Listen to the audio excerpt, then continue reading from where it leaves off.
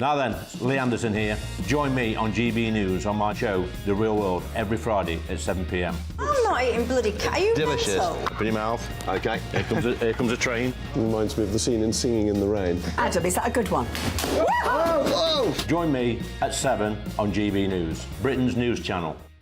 What you get for breakfast is something that, if we do our jobs right, you will wake up to news that you didn't know the night before. It's a conversation. It's not just me and Eamon. We want to get to know you, and we want you to get to know us.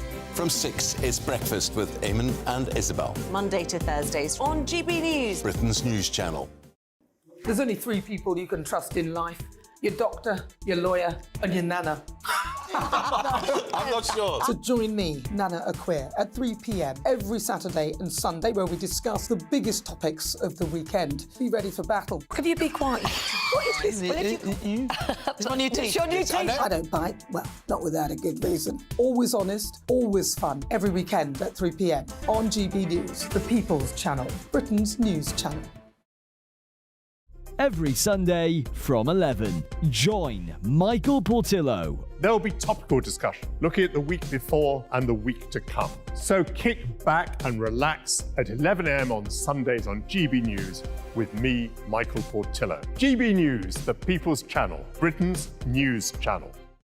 I'm Michelle Dewberry, and I'm not here to tell you what to think.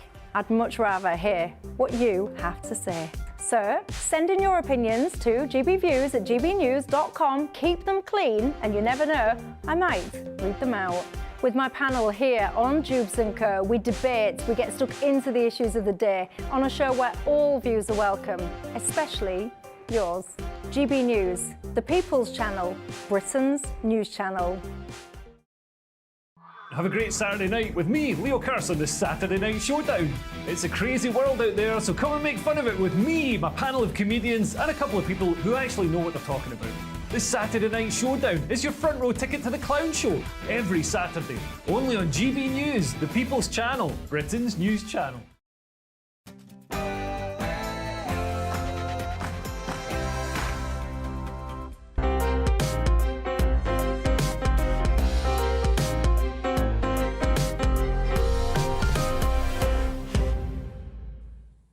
Good morning and welcome to Sunday with Michael Portillo. Banquet on a bunch of arts, politics, culture and good conversation.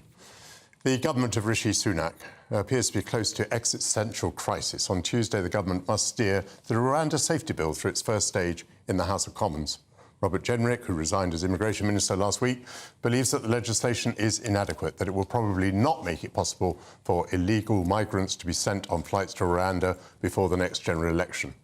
The former Home Secretary, Suella Braverman, agrees. According to the Sunday Telegraph, a star chamber of Conservative lawyers has already reached the same conclusion. In how much peril are the bill and the Prime Minister, who is its author? An excellent political panel will give its view in a few moments. The war in Gaza appears to have reached a new intensity as Israel presses further into the south of the Strip. The UN's refugee agency says society in the Strip is on the brink of full-blown collapse. And what of the Israeli hostages who remain in the hands of Hamas? We'll be speaking to the spokesman for the Israeli Defense Forces, Lieutenant Colonel Peter Lerner. Igor Teroni-Lilach is the arts editor of The Spectator. He'll be joining me in the studio to pay tribute to the woman who made cinema respectable in Britain. Iris Barry became The Spectator's film critic back in the 1920s when a trip to the pictures was considered little better than visiting the circus. By the time she retired, movies were recognised as a serious art form, helped along by her own enthusiastic reportage.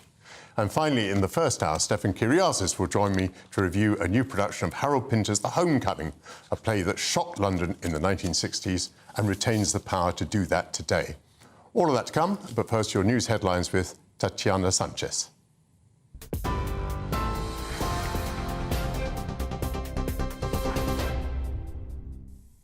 Michael, thank you very much and good morning. 1 minute past 11. This is the latest from the GB Newsroom. The Prime Minister is facing a fresh blow by members of his own party who say his Rwanda bill is not fit for purpose. Writing in the Sunday Telegraph, Sir Bill Cash, who's chaired a legal examination on the policy, says the bill is not sufficiently watertight, meaning illegal migrants could begin prolonged legal challenges in an attempt to stay in the UK. Tories from both the right and the left had been awaiting the findings, with MPs set to vote on the Rwanda bill this Tuesday. Levelling Up Secretary Michael Gove told GB News the legislation is absolutely robust.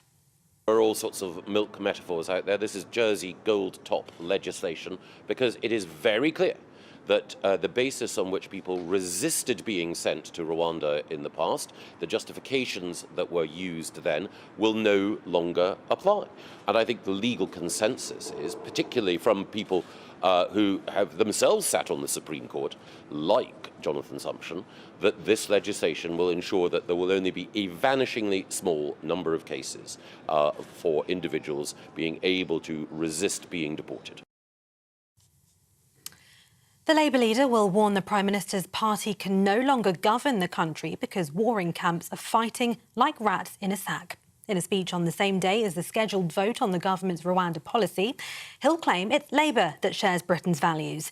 Shadow Work and Pensions Secretary Liz Kendall told broadcasters Labour would scrap the Rwanda plan in favour of a new scheme, including an elite cross-border force to stop illegal migration.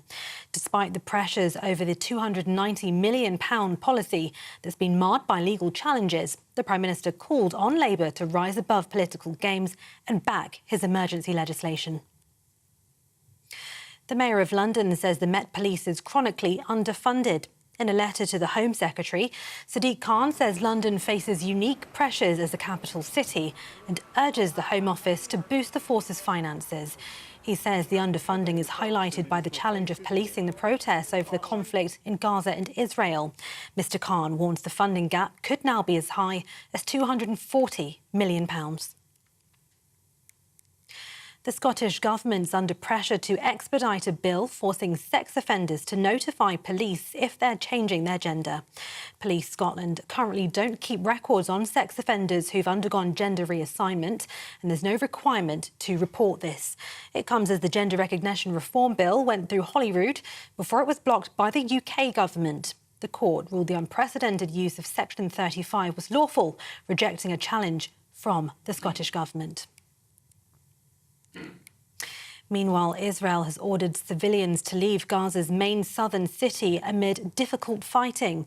It comes as Khan Yunis was hit by heavy bombardment last night. Residents searched under rubble and debris to find any possible survivors.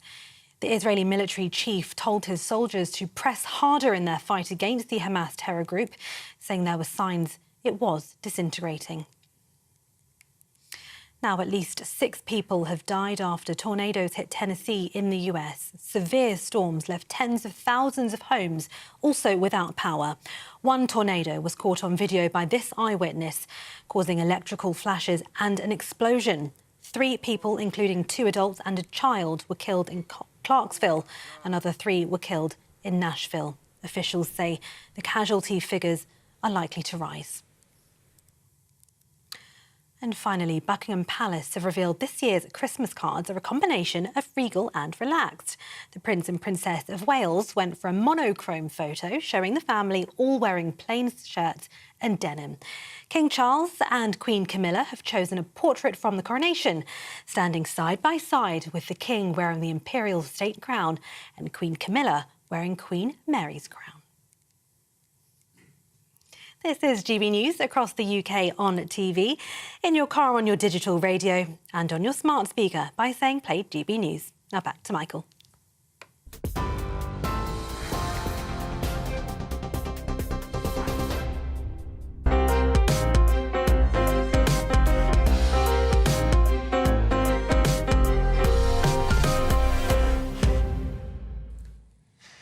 Thank you, Tatiana Sanchez. The Prime Minister Rishi Sunak might have hoped that with Boris Johnson spending 2 days last week on the witness stand at the COVID inquiry, attention would be diverted from the present-day woes of the government. But a political bomb exploded when the Immigration Minister Robert Jenrick resigned. He'd previously been considered a staunch ally of Rishi Sunak. Jenrick delivered a devastating critique of the Rwanda safety bill, pointing out that individual illegal migrants would still be free to make appeals against being sent to Rwanda. with every prospect that the flights will be further delayed or leave almost empty. That is, if the legislation gets through. Only Conservative MPs will support it, and maybe not enough for it to pass its first stage in Parliament on Tuesday. Does the fate of Rishi Sunak or of the government now hang on this bill? I have Madeline Grant from the Daily Telegraph, Atul Hatwal, who is editor of Labour Uncut, and Luke Trill, the UK director of More in Common. Welcome all of you to GB News this morning. Madeline, I was struck by an article in The Spectator by Rod Liddell, in which he asked, why do the two main political parties not want to get the red wall votes? The point being that neither party is willing to do on immigration what apparently a great chunk of the public wishes it to do. And it seems to me that this last week has proved, with Jenrick saying that the Prime Minister could have gone further, that the Prime Minister is not willing to go the full length to win these votes and to deal with illegal migrants. Of course, the Labour Party is nowhere on this field at all. Yeah. Why is it, do you think, that both parties are held back from doing what could be done, according to Robert Jenrick and Suella Braverman? Well, I think in Labour's case, one thing that perhaps takes away some of the urgency here is simply that the Conservatives are so disliked and seem to be so shambolic and chaotic that they don't really have to do very much to look better in this environment. And as for the Conservative Party, well, I think the Prime Minister would say that he had been hampered by what was within his scope without sort of, for example, putting Rwanda in a position in which they would be unwilling to accept. I've no idea about the intricacies of that. But you have to remember that in the Conservative Party, it's sort of like a tale of two Conservative parties in some cases. You know, there are a lot of MPs whose seats are facing, in the red wall direction, where they're very worried about the threat of Reform UK. But there are also a very large number who are their seats face towards the Lib Dems and sometimes the Green Party, who are doing better now in this election. So it's quite hard to come up with a sort of policy agenda that brings all of these voters together without alienating, important members of the 2019 the cohort that led to the victory in 2019. One of the things that Robert Jenrick is alleged to have said during the course of the last few days in discussion with the Prime Minister is that this bill is an act of self-harm. And I must say that seems to me quite an accurate description. It would almost be better at this stage, I would have thought, to abandon the bill than to come forward with a bill which may or may not get through the Commons, may or may not get through the Lords, and may, and very probably may not, actually result in any flights going to Rwanda. I mean, this is long drawn-out masochism, isn't it? Exactly. I couldn't agree more. I think it's the sunk cost fallacy in political terms, where you just keep persisting with something because the cost of not continuing with it is also high, but sometimes it is better to just cut and run. I completely agree with that. I mean, I think part of the problem was that when Rishi Sunak first came in, he had to try to assuage all wings of his party, including the right of his party. And I think part of that was looking tough on channel migrants. But of course, this was not his policy originally. It originated with Priti Patel and Boris Johnson. Then it was carried through under Suella Braverman. And Rishi Sunak is sort of belatedly the steward of this policy that was not his initial idea. And I think he felt that he had to show resolve on that front. But it was also, but his big mistake, I think, was making it so front and centre of his offering on immigration, even though they often say this is not all we have up our sleeve, we have other ideas. It's all we ever talk about. So it's dominated everything else, and they haven't made it at all clear what their plan B would be. In fact, they don't appear to have a plan B at all. So this is partly bad luck, but also, I think, a lack of foresight. Luke, I believe that your organisation looks for common ground. Where is the common ground on immigration? On, let's be more specific, on illegal migration? I mean, there is no doubt that, the public want the channel crossings to stop. And when you chat to people in focus groups, they are angry that we haven't got a grip on it, but they're even more angry that they have been made countless promises by politicians saying, we'll get a grip on this, we'll do it, and then nothing happens. But actually, if you look at the Rwanda policy, yes, it's more popular than not, so more people support than oppose it, but it never gets majority support in the polls, which I think is really interesting. It's about 45-30, the split on support, oppose it. And it's because people say, well, we're willing to try it, we're willing to do it, but actually it feels like a bit of a gimmick We don't think it's going to work, and almost all the polls show that the public don't think it's going to work.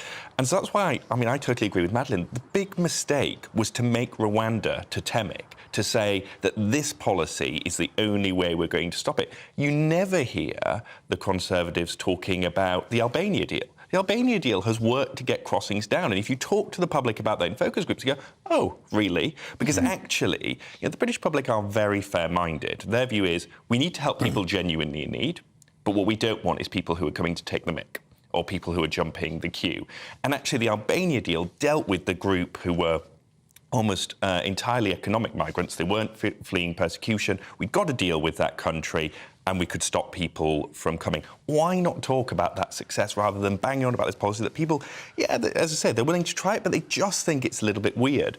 Talk more about, the most popular option with people actually is cracking down on smugglers. And when you test, whether Labour's policy will work, it remains to be seen. But if you test the idea, as Keir has said, of treating smugglers like terrorists, that goes down very well with people because people want to tackle this at the source rather than investing in lots of gimmicks. The public, I'm sticking with you for the moment, Luke, is not dumb.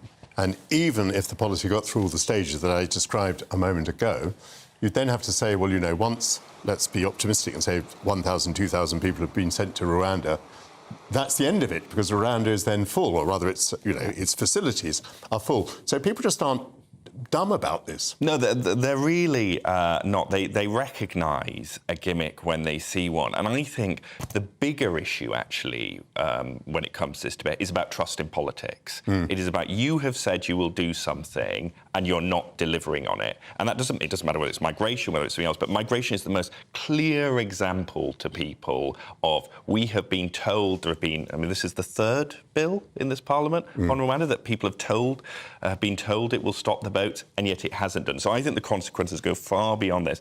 And I agree with Madeleine. I think, there was a time when the government should have said, look, actually, this isn't working. Let's focus on other things. Let's go tough on smugglers. Let's work with Europe. I know it's a dirty word for some. And let's look at deals we can do with individual countries to turn people out. Then they'd been able to show delivery. And that's what the public care about.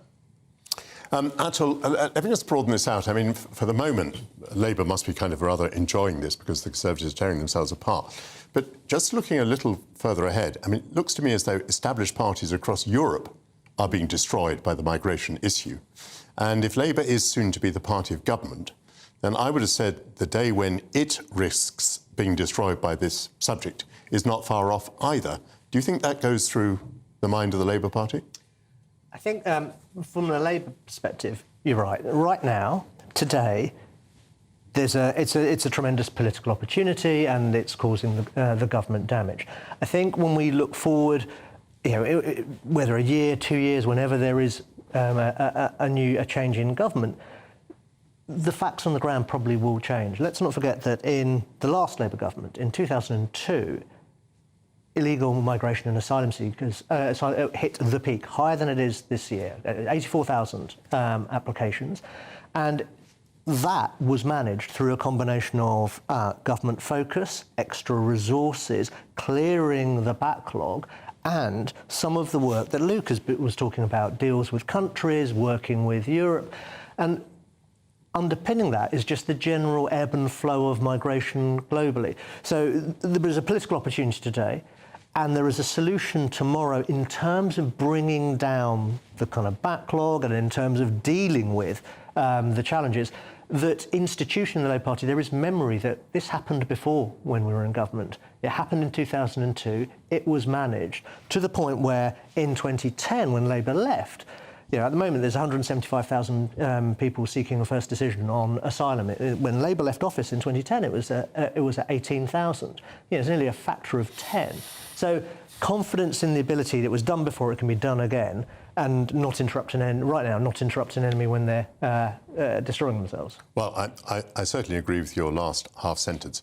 But really, if it's your policy to hope that things will be somehow better in the future, or that suddenly the Home Office is going to spring into life and become an efficient organisation, I think you're rather barking up the wrong tree there. But I suppose the point is that the Labour Party just doesn't feel it has to say anything sensible about immigration because the Conservatives are going to lose anyway. I think the party is saying reasonably sensible things about immigration. And one of the problems is the debate is so skewed because everything is hinged on Rwanda and this scheme, and Luke, what he said is right. And indeed, James Cleverly, when he was appointed at Home Office, is right when he says there are many different things. The number one issue in terms of asylum in this country is getting down the backlog. There's 175,000 people there. That's what's driving costs. That's what's straining people's credulity. If that starts to go down, if there are some deals with other countries in the manner of the Albania deal for returns, if success can be pointed to, things have been so just dreadful in terms of delivery for so long, even a modicum of success that shows a change in direction has a huge political impact. And I think that's not beyond the realms of possibility. Indeed, it is quite likely, because even at this point, the government has started to get on top of the backlog. The backlog isn't rising anymore. In fact, it's dipping slightly. Labour might find themselves incredibly lucky that the backlog's coming down anyway by the time they get to office. Right, hoping for incredible luck. Madeline, what do you think will happen at the vote on Tuesday? I suspect it will probably go through because even Robert Jenrick, who he resigned his brief in order to oppose it, says that it sounded very much from the interviews this morning that he's going to abstain. But of course, as you mentioned, there's then, numerous other stages. There's the committee stage, and then there's every opportunity of ping-pong in the Lords. And all the while, the time for the Conservatives is of the essence. There's, possibly a year or less left to go until the next general election. So even if it does pass through some of these hurdles, it's still eminently possible that in practice nothing has changed and no flights have taken off. Luke, what's happening to the ratings for the Prime Minister during all this period? Well, the big hope when Rishi Sunak came in was that his higher personal ratings would pull the Tories out of the mess they were in after Boris left and after Liz Truss. So it was this hope that they would converge upwards. Unfortunately for the PM, the opposite has happened. It has converged downwards. And if you look at the polls now, Rishi Sunak is about as unpopular as the Conservative Party. So he has taken a real personal hit. And what's interesting is that seems to have accelerated during the autumn. So I think part of that has clearly been the debate about migration, but also the slightly strange HS2 party conference, some of the net zero stuff, but then doing seemingly incongruous things like bringing David Cameron back. Now, each of those choices he's made, you could possibly justify on its own merits, but they don't sit together as a coherent political narrative. And the public sort of go, I don't really get it. What is this man for? We know he's very rich. We quite like the fact that he did furlough and saved our jobs when he shut up. But since he's become PM, we don't really get it or understand it. And I think that lack of coherent narrative is really damaging the Prime Minister personally. But of course, in part, it's, as Madeline said, that Tory 2019 coalition that Boris won was huge. It spanned Remainer Liberals in places like Surrey, right through to these new Red Wall voters in Blyth. Keeping them together is really difficult, which is why I think you're seeing a bit of everything, rather than saying, I think, if they're trying to mitigate defeat, it might be better now to say, actually, do you know what, we're going to try and save this wing rather than lose the whole cake. Atul, what about the opportunity for parties not yet represented in Parliament? I mean, this is all pretty good news for Richard Tice and Nigel Farage, should he wish to join in, a new party effort. Does that worry the Labour Party? I mean, if the Conservatives are damaged by, 15% perhaps going astray, how would the Labour Party view that, and how it would have to frame its immigration policies in future? I think, number one, Labour would be absolutely cock-a-hoot. You take away, you drain. We have a first-past-the-post system. You take 15% away in any constituency from a party, you're nearly all the way there, basically, if you're within shooting distance. I think the chances of another party gaining representation, very small. I think the Greens probably got a challenge, but even holding on to their one seat, I mean, I expect they probably will. But we're not. This is the upside, the downside of first past the post. We have an incredibly stable party system. It's very hard to break in. Labour will be absolutely cock-a-hoot. The more votes go to reform, the better. I mean, I'd be surprised if you don't see Keir Starmer waving a reform flag. Yeah.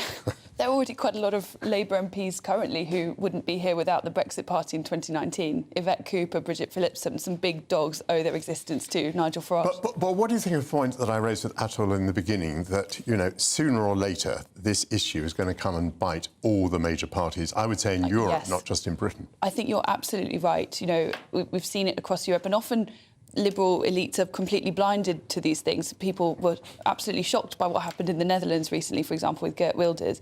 Obviously, the first-past-the-post system insulates politics to a greater extent from these issues, and it means that you have these two sort of parties that kind of, they're almost leaning on each other, and when one falls, the other one kind of takes up the slack more. But it's not particularly representative, not particularly healthy. And we've also seen from, you know, we're talking about the 2019 general election, that actually, you know, I think a lot of party loyalty is declining. You don't get that the old thing like in, you know, my grandparents' era when people would be a party member of the same party and card carrying for their entire life. People are very willing to reject politicians that aren't delivering. So you could find that it will be difficult for Keir Starmer to maintain his coalition, just as it had been for Boris Johnson. Yeah, even under our first past the post system, a party that picks up 10 or 15% of the vote can do huge amounts of damage. A thoroughly interesting discussion. Many thanks to Luke Trill, Atul Hatwal and Madeline Grant. After the break, I'll speak to the spokesman for the Israeli Defence Forces about the ongoing operation in Gaza. I'll be asking when the IDF will believe that its mission has been accomplished.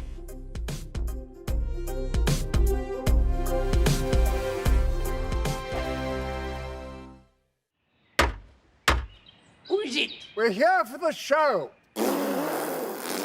Welcome to the Dinosaur Hour with me, John Cleese.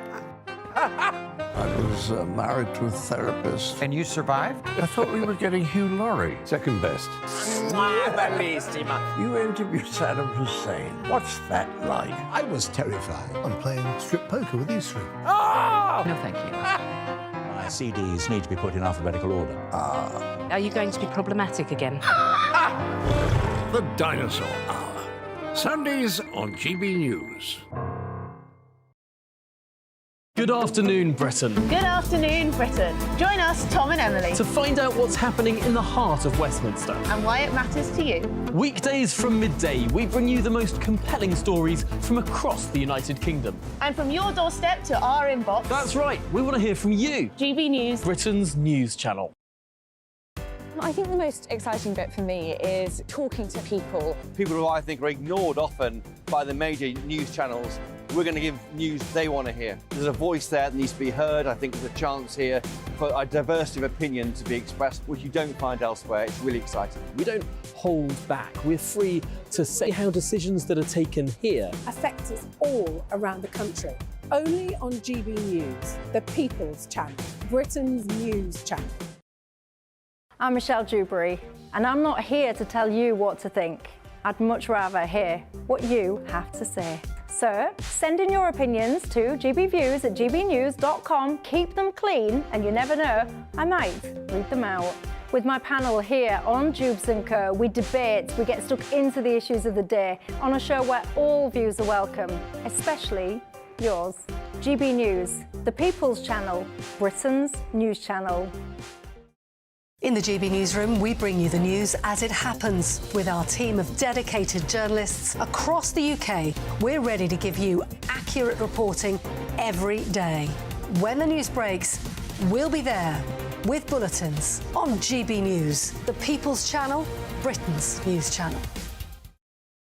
Your weekend starts here with Friday Night Live with me, Mark Dolan, 8 till 9 on GB News. Big stories, big guests and big laughs as we get you ready for a cracking weekend. That's Friday Night Live with Mark Dolan. Fridays 8 till 9 on GB News. Bring your own drinks. The admission's free. GB News, unlike other broadcasters, isn't obsessed with the London-Westminster bubble. We think there's a nation beyond the M25, and that's why we talk about the issues that matter across the land. Join me on State of the Nation, 8 to 9 o'clock, Monday to Thursday on GB News. Daisy's listening, and you should too.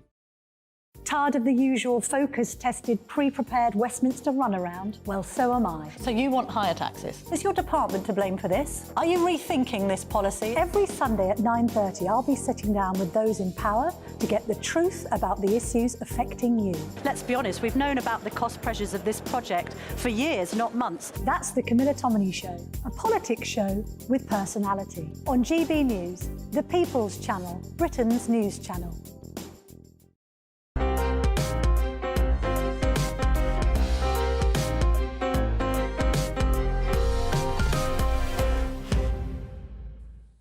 Welcome back. When Iris Barry became the Spectator film critic in the 1920s, she felt compelled to write that attending the cinema was nothing to be ashamed of. And that was necessary because in the earliest days of cinema, film was regarded merely as a trivial and not healthy entertainment for the masses. If the art form eventually became respectable, it's partly because of Iris Barry's incisive weekly reviews in the Spectator magazine. And to celebrate her work, I'm joined by her descendant, Igor Toroni Lalic, who is now arts editor at The Spectator. Welcome to GB News, and thank you very much for your very interesting article about Iris Barry. So tell us some of the basics. She must have been very young when she took the position, and cinema was also very young when she took the position. That's right. I mean, she was younger than cinema, but if she was 28, cinema was about 30-something. And she realised there was a gap in the market. No one was taking cinema seriously. And she was taken on at The Spectator for only a couple of years, but within those couple of years, she essentially created what we call as cinema. She started sort of dating films. She started, considering the genres of films, started considering the sort of aesthetics of films. What role does a director take, a producer, an actor, in the hierarchy of cinema? So she was kind of shaping the cinema that we understand today. For example, you cite that she was very foreseeing in understanding what the position of the director was in a film. Completely. I mean, 30 years before the French New Wave started talking about the auteur theory, that we call quite pompously, she basically laid out the theory in The Spectator in 1925, which was the idea that cinema is such a vast kind of array of there's such a vast array of people involved in the cinema that essentially the director is the person that needs to be seen as the master of it all. And so she laid out these kind of basic theories of cinema I mean, that's important because even the celebrities, even the great stars, had to be the servants of the director. Exactly. So I mean, she talks. I mean. Still, I feel actors have not learned this lesson. 100 years on, is the idea that the actors should be subservient to the director. She talks about the idea that it's an orchestra, and the director is the conductor, and the cellos and the violas and the violins are essentially the actors, and they should be as subservient to the director, as anonymous to the director as the cellos and violins and violas in an orchestra. And she thought that British cinema in the 1920s needed to buck up its ideas. Completely. I mean, at that time, the great films were being made by Germans and Americans. And British cinema was nowhere.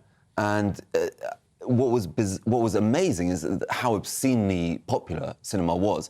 And the elites got very, it's very similar to TikTok in many ways, in that the elites were suddenly aware of this obscenely popular medium, that the Americans were doing very well, the Germans were doing well. They were a bit worried what kind of propaganda might have been sent through this new medium, and they suddenly they sort of took notice of the fact that the British were nowhere in terms of, I mean, and she was very honest about it. I mean, she was like, they're badly made, they're badly directed, they're badly acted, they're badly titled. She hated British cinema. Tell me about Iris Barry's social life and her private life. I mean, her private life was very key to understanding why she even got into cinema. She was she was very unique in that she was both in the avant-garde Ezra Pound set and the Bloomsbury set, which was a rival set. She allegedly slept with Ezra Pound and Wyndham Lewis while she was going out with Wyndham Lewis. Wyndham Lewis, they had a very unromantic relationship to the extent that Wyndham Lewis wanted her out of the house. And because Wyndham Lewis wanted her out of the house, she ended up going to the Flea Pit cinemas in Bloomsbury. And that's how she became the most knowledgeable person in cinema. She went to 8 films a week. And, she was a clairvoyant. I mean, she really got it right on all the big calls. She saw Hitchcock's first film and declared him the new future great. Because her social set also included Hollywood. Completely. I mean, she was in London for the early days in the 20s and up until 30s. And then she moved to America and she got in with the Askew Salon. And through the Askew Salon, she became the curator at MoMA, Museum of Modern Art. She set up the film department there. And through that, she essentially entered Hollywood, the head of, the art scene. She ended up on the French Riviera. She was essentially at the centre of every glamorous scene you can think of in the 30s. She even knew Winston Churchill. Yes. Well, you've done so much with your article to resurrect the name of Iris Barry, and thank you very much indeed for doing so. Pleasure. Thanks to Igor Toroni-Lalich. The war between Israel and Hamas began with a Hamas onslaught on Israelis that left 1,200 dead with allegations of rape, torture and beheadings of civilians. The Israeli campaign in Gaza has gained intensity since the ceasefire between Israel and Hamas ended. And a UN Security Council resolution calling for an immediate ceasefire has been vetoed by the United States, with the United Kingdom abstaining. Meanwhile, 138 hostages are presumably inside Gaza in Hamas captivity. To update us on the IDF operation, I'm pleased to be joined by Lieutenant Colonel Peter Lerner from Tel Aviv. Peter Lerner, thank you very much for joining us. Is it true that we're now at a new level of intensity in this campaign? Good morning, Michael. Yes, absolutely. We are broadening the scope of our activities, increasing the engagement with the terrorists on the ground and seeking out Hamas wherever they are. Absolutely, we've broadened the scope in several areas, but most predominantly in the Khan Yunis area, which is a southern center of gravity of Hamas, a operational hub of their activities. And indeed, I can definitely report at this stage, we are moving forward, engaging and killing terrorists extensively. And where we aren't killing them, they are raising the white flag and turning themselves in. According to the Hamas-dominated Ministry of Health, I think they're now saying something like 17,000 people have been killed. Do you have an estimate for how many of those were combatants? Several thousands of those are terrorists, several thousands of those that we've engaged on the ground, several thousands of those that we've taken out by airstrikes or naval strikes. So I would say there's an increasing number, and even as we speak now, the fight still continues. And I would also say that almost in every engagement that we are seeking out the terrorists, they are being killed on the battleground. So several thousand, I think you said several thousand out of 17,000. And there are about 7,000 children who have been killed. Do you dispute that figure? So we don't know for sure, and obviously we have to be cautious at accepting anything Hamas says. And I would say that every civilian killed in this war is an individual tragedy, a tragedy for the community and tragedy for the people of Gaza as well. Each and every one of those lies on the shoulders of Hamas that decided to open this war. We are now taking the war in order to achieve our goals of dismantling and destroying Hamas as a governing authority, and also to bring home those 137 hostages that are still being held this morning here in Israel, including 17 women and children that Hamas refused to release. I would be the first to acknowledge that, for example, in trying to win the Second World War against Nazism, huge numbers of innocent civilians and children were killed by the Allies, for example, in bombing raids. But we are in an era now of greater precision warfare. I think the IDF has been using 900-kilogram bombs, some of which, according to reports, have wiped out whole families. Is it still the claim that the IDF is doing everything that it possibly can to avoid civilian casualties?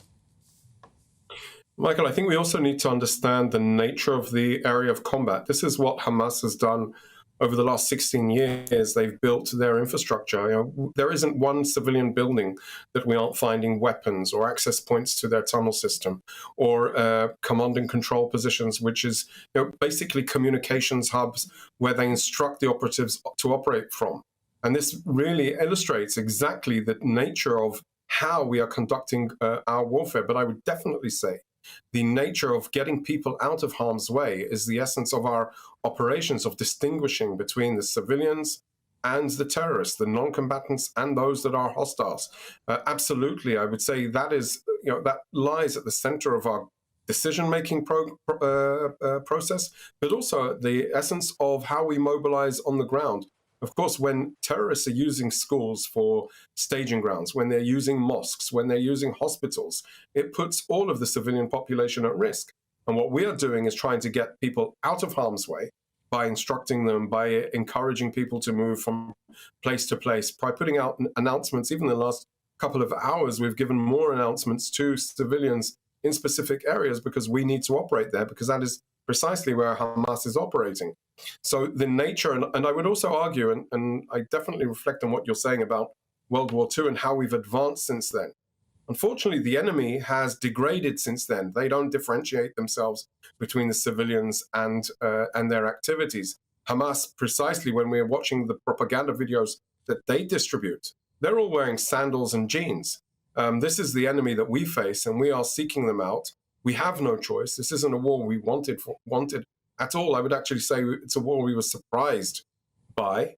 But the paradigm has to change. Hamas have to go. And we need to be able to make sure that Israelis and Palestinians can live in peace. It's a very important part of your political strategy to maintain the support of your allies. It's striking that Lord Cameron, since he became Foreign Secretary, has been urging the Israelis to, well, I think broadly speaking, to take greater care. Interesting to me that the United Kingdom abstained on the resolution the other day. Are you confident that you're maintaining the support of your allies? I'm confident that we are supported in a way that everybody understands that the goal of bringing home the hostages and ridding the world or the control of Gaza, of Hamas, is the right thing to do. Of course, we're very attentive to our allies, to our American allies, to our British allies that are telling us to be careful, to increase humanitarian supplies, and absolutely we intend on increasing the humanitarian supplies that go into Gaza. But at the end of the day, the difference perhaps is between the wars of the last 20 years in the Middle East, of conflicts in similar arenas, close combat, densely populated areas, this is on our doorstep. These people, these terrorists came from the town of Khan Yunis into the kibbutz, into Re'im, into the towns, and they butchered the babies of the kibbutzim in their bedrooms. They took the women, they raped the women, they beheaded people, and then they snatched them into Gaza. So this is literally on our doorstep, and they came into our houses, and that's what they did. And this is why the situation, the paradigm has to change. Thank you very much indeed for joining us today, Lieutenant Colonel Peter Lerner. In a few minutes, our resident theatre critic, Stefan Kyriazis, will be here to review a new production of Harold Pinter's The Homecoming at the Young Vic Theatre. The play still has the power to shock, almost 60 years since it was first written.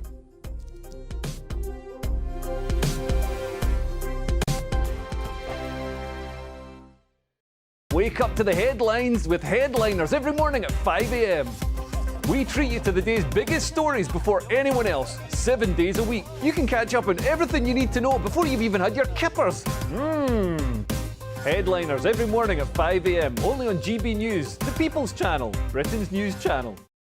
I'm Andrew Doyle. Join me at 7 o'clock every Sunday night for Free Speech Nation, the show where I tackle the week's biggest stories in politics and current affairs with the help of my two comedian panellists and a variety of special guests. Free Speech Nation, Sunday nights from 7 on GB News, the People's Channel, Britain's news channel.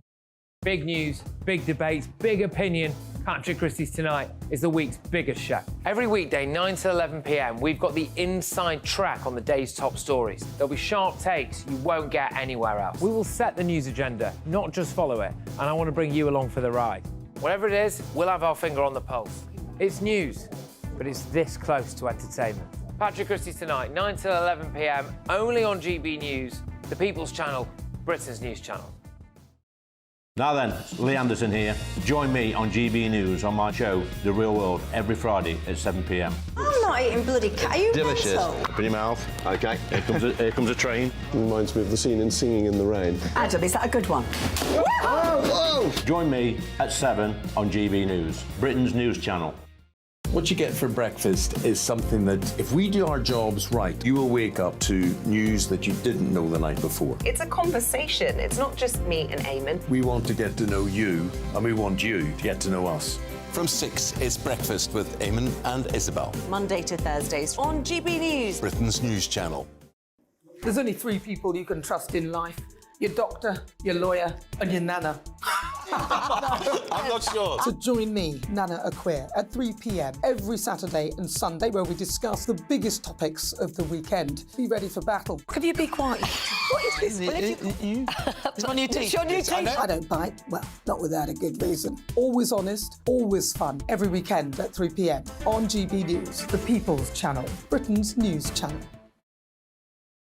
Every Sunday from 11, join Michael Portillo. There will be topical discussion, looking at the week before and the week to come. So kick back and relax at 11 a.m. on Sundays on GB News with me, Michael Portillo. GB News, the People's Channel, Britain's news channel.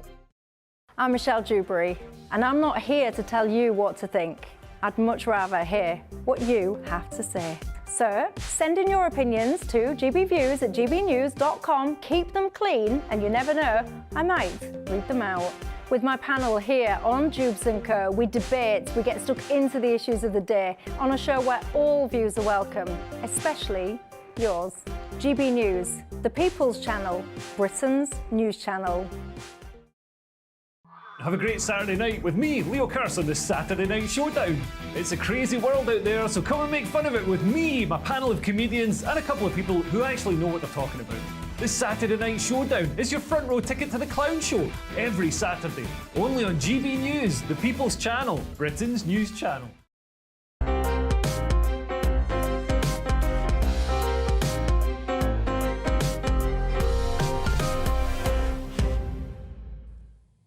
Welcome back. Stefan Kyriazis joins me now, and he's been to see The Homecoming, a play by Harold Pinter, a new production at the Young Vic. Hello. Hello. I was saying that it has the power to shock. Why so? This was in the 1960s, so it's Pinter. He loves playing with the audience. He loves making things quite surreal. He loves making things uncomfortable and shifting dynamics the whole time. You never quite know where you are. The setup for this one is particularly unpleasant. You have an older brother of a family who has gone off to America and become a professor of philosophy, bringing his wife back to meet, an English wife, back to meet the family for the first time in 6 years. They are very rough working class, originally North London, this time we've got East London, and it's an all-male household. The mother has died long ago, and there is a huge amount of misogyny in the way everybody talks about the women, including passively the husband as well. So you're plunged into this terrible situation where when they first meet the woman, the words, they assume that she is a tart, or to be polite, but they use far worse language. And it progressively goes on, and then they sort of become more polite. And then the end of the play, which is, I guess, pretty well known, is the implication that they're going to turn her into a prostitute if she stays with them to service all the men at home and go out and make money as well. And the husband kind of passively, in his own world, sort of allows this. But within all of that, within Pinter and everything, there is always the shifting dynamic of a stranger coming into an established dynamic and changing things. So you're left at the end. The whole thing reduces women to wife, mother, whore. And it's very, very, very patronising and misogynistic. And yet, for this character, it's kind of implied that she ultimately embraces that and the power shifts. So the ending is very powerful. The rest of it is a hard watch, and this production, for me, made it harder. By the way, the language is unchanged from the original, is it? Yes, the language is brutal and shocking, but also it's Pinter. There is a power to his language as well that requires nuance and rhythm, and I just felt, this is Matthew Dunster, the director. He brought us Ghost Story 222, which we know I didn't love the first time, but did the next time. He also did Sheridan Smith as Shirley Valentine, and also The Pillow Man with Lily Allen, which was not well received. He's all about, for me, trickery. So we went in, and there was crazy loud, frantic jazz playing, so loud all the time, and then it abruptly stopped as the play started, and a man at the front shouted, "Thank God!" and everybody laughed. And I don't think this is really what they're aiming for, but also I don't like being told that they know the themes they're telling us. I know it's unsettling, I know it's nerve-jangling, you don't have to telegraph, but they had freeze frames, they had symbols going off every time there was some violence.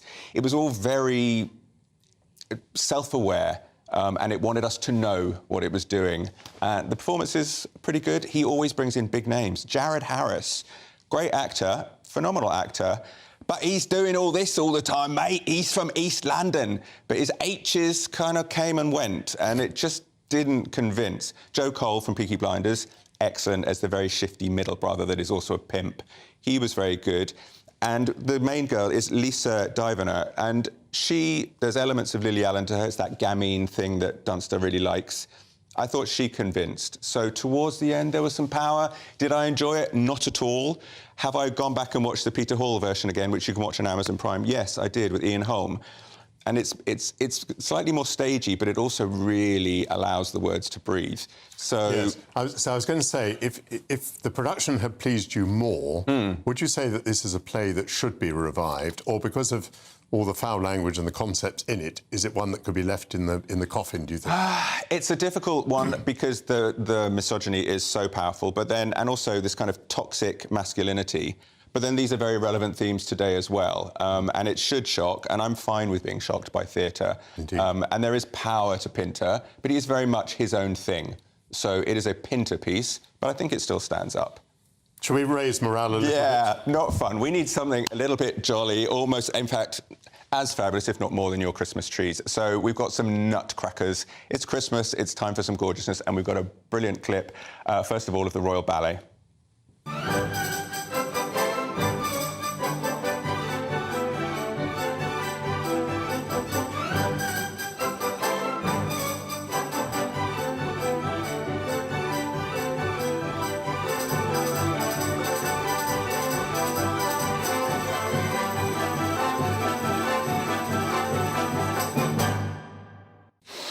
Feel better already? Yes, and I would guess that is the production that I've seen for some years past. Yes, this one has been going, this is Peter Wright's production, it has been going for quite a while now. It's still sumptuous, it's still gorgeous, and frankly, you could almost close your eyes. The Tchaikovsky music all the way through that bit is the famous Russian dance, which I now know is a trepak, Russian-Ukrainian male folk dance. It's the bit where they all go down, I think it's a prisiadka. No, what? Oh, yes, there you go. Fabulous. It's that bit where they all squat down and do the kicks, which you and I will demonstrate later. But it's fully, remember, everyone's a fruit and nutcase. There's so many tunes in here. The Waltz of the Flowers, the Grand March, the Sugar Plum Fairies, gorgeous little number. The music is gorgeous. The dancing is, of course, absolutely glittering and wonderful. It looks lavish, and you only saw a little glimpse of it there. The Christmas tree, when Clara, the young girl, falls asleep and goes into the dreams, this Christmas tree comes out of the floor and I feel like a child, and it's wonderful. And because for me, of course, the Christmas tree grows and grows and grows and grows. It fills. Which is the way that we are reduced in size, because we're reduced to the size of the toys. Absolutely, and all the furniture turns around, everything's huge, the furniture comes on and there's all the toy soldiers ready to go to battle, the mice come on. There is a shower of gold glitter, which always works for me, and then when you have the snowflakes dance, it snows on stage, and it's absolute heaven. It's on at the Royal Opera House through till January. However, as you saw there, it's on in cinemas. There's a live stream on December the 12th, where you can watch it beamed directly in cinemas. Fantastic. But also, it's repeated again on December the 17th onwards. So please catch that one at the cinemas. And also, London has not one, but two grand nutcrackers. We also have the English National Ballet. They're bringing back their traditional version as well. And we've got a little clip here, because it's a little bit different.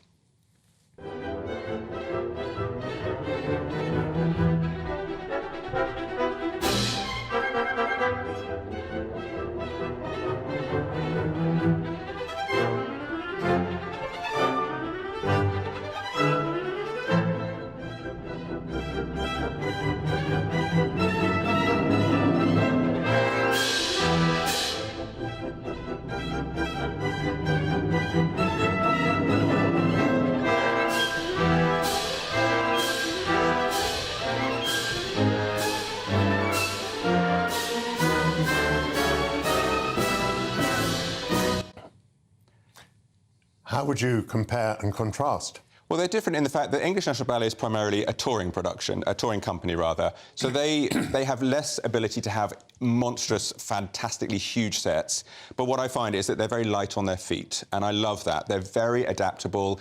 They do a lot with the lighting and with quick changes and quick sets. And I love that the dancing is beautiful, and they feel like there's an energy to them as well, that they really want to bring this dance out to the country when they tour.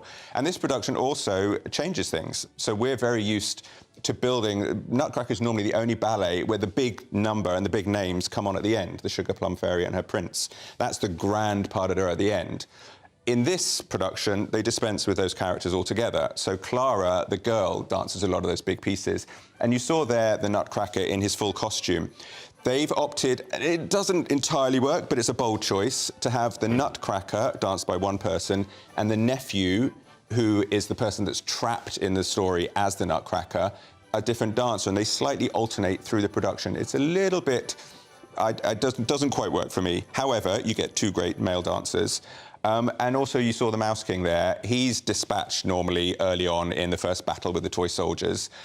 Here, he kind of meddles all the way through. So there's a different... I love the fact that everybody can do something different with it. Yes, I mean, I've always found it rather curious, ballet, because there's so much action at the beginning. There's the transformation of the Christmas tree, Clara goes down and finds the Nutcracker, then there's the battle and so on. And then there's a long... There's a long sequence which lasts the rest of the ballet, where they are basically spectators to a series of little dances that are performed. They sort of dance and join in to those ones. So this doesn't do that quite as much. And it also... It has a lot more... I'm never a fan of prolonged children and family scenes, which the Royal Ballet does have at the start. It goes on a little bit too long for me. This one, they go straight in. There's a glorious ice skating scene at the beginning, which is beautifully done. When the Mouse King there is kind of interfering all the way through, we also have a hot air balloon that comes down. And it's brilliant to look at. And yes, those folk dances can somewhat go on, but they do it brilliantly. They change the lighting, they drop down different backdrop pictures, and so they create real mood. And I really admire what they do with that. So this is a fun one. It's quite possibly might be the last chance to see it, because the English National Ballet is changing directors. So we're expecting Aaron Watkin to come in, and there's word that he might be bringing a new Nutcracker. So catch this one while you can, and also please pop on to BBC iPlayer, where you will find Matthew Bourne's really beautiful, really fun Nutcracker as well. So that's on TV. Well, I suspect that if you want to feel Christmassy, instead of going to the Homecoming by Harapinta, you'll be going to one of the Nutcrackers. Thank you very much, Stefan. That's it for the first hour of Sunday with Michael Portillo. I'll be back in a few minutes when we'll debate whether the COVID inquiry is asking the right questions. Stay with us. A brighter outlook with Box Solar, sponsors of weather on GB News. Hello, welcome to your latest GB News weather. I'm Ellie Glazier. Low pressure still very much in charge of our weather over the next couple of days, bringing us some very unsettled conditions through the rest of Sunday. Storm Fergus, named by Met Erin, slowly moves its way towards the UK through Sunday afternoon and into Monday, bringing frontal systems that will spread their way north and eastwards through the rest of today. This will bring some very heavy rain, particularly to parts of northern England and southwest Scotland, where we could see some localised flooding due to that rain falling on some already very saturated ground. Across Wales and southwest England, though, turning brighter through this afternoon, plenty of sunshine around, but with some slightly stronger winds from the southwest, that will take a notch off those 13 or 14 degree temperatures. Through Sunday evening, the centre of that area of low pressure tracks its way eastwards across the UK, bringing some very heavy showers and some heavy rain across northern parts of England, and some very strong winds too. Along the west coast of Wales and through the Bristol Channel, we could see gusts up to 60 miles an hour. It'll gradually turn drier though through the early hours of the morning, and perhaps turning frosty as well across parts of Scotland, -1 or -2 here. So this could lead to some icy stretches through Monday morning. Elsewhere though, Monday starts a bit of a brighter day for most of us. Plenty of sunshine around as we head through the afternoon. A few patches of light rain and drizzle maybe across parts of England, and some showers pushing in along eastern coast of Scotland as well. But in that sunshine and with some lighter winds, perhaps feeling a little more pleasant. Around 12 or 13 degrees across the south, and temperatures generally closer to average across the north. That warm feeling inside from Boxed Boilers, sponsors of weather on GB News.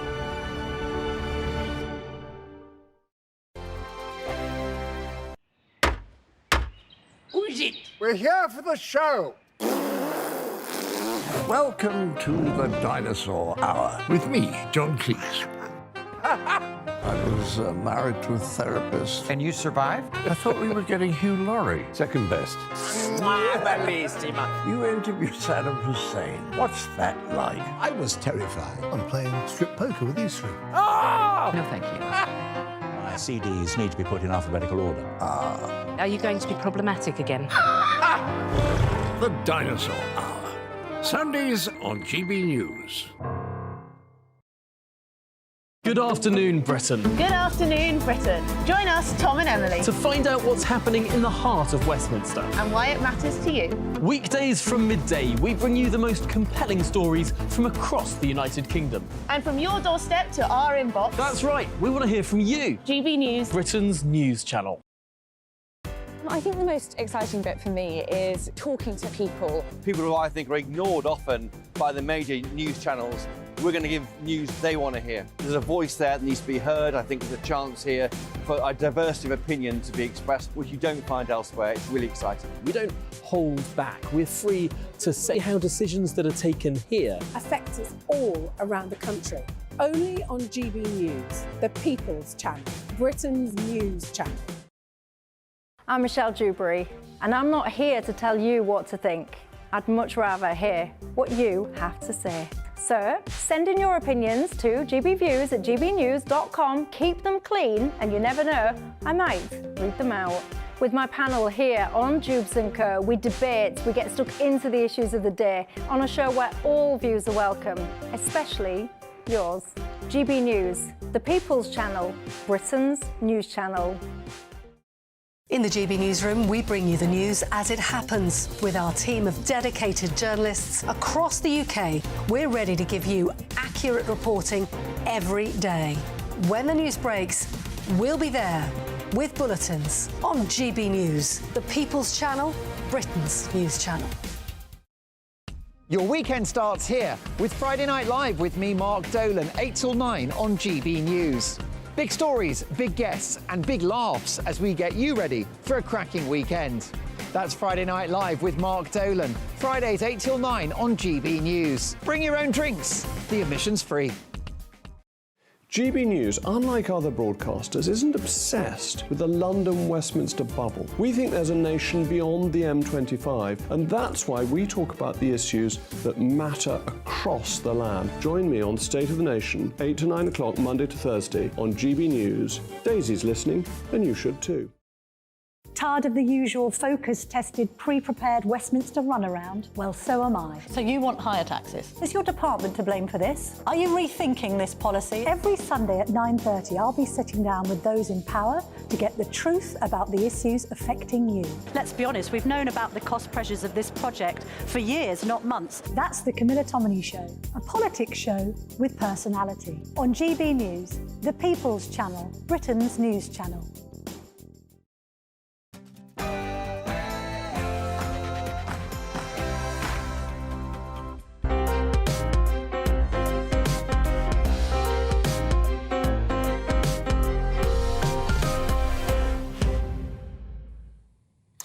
Welcome back to the second hour of Sunday with Michael Portillo. Spice up your Sunday afternoon with some art, culture and good debate. 2 years ago, England was almost placed into another Christmas lockdown to suppress the Omicron variant of COVID-19. The then Chancellor of the Exchequer, Rishi Sunak, is widely credited for staving off the move at a last-minute cabinet meeting.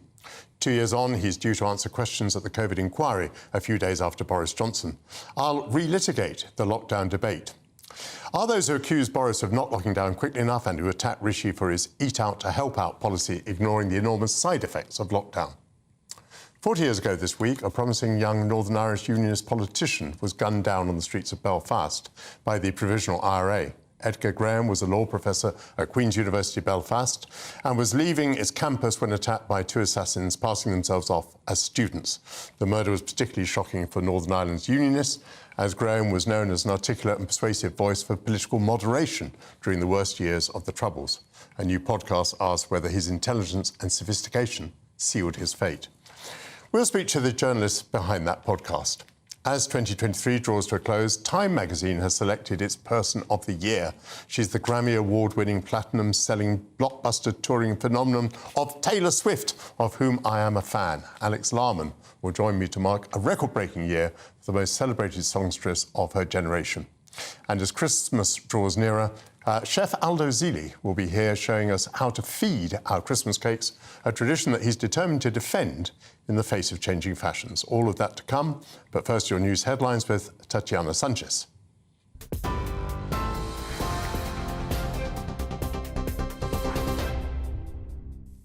Michael, thank you and good afternoon. The latest from the GB Newsroom. The Prime Minister is facing a fresh blow by members of his own party who say his Rwanda bill is not fit for purpose.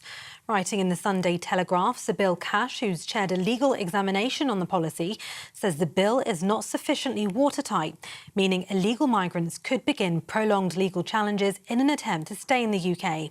Tories from both the right and the left had been awaiting the findings, with MPs set to vote on the Rwanda bill this Tuesday. Levelling Up Secretary Michael Gove told GB News the legislation is absolutely robust.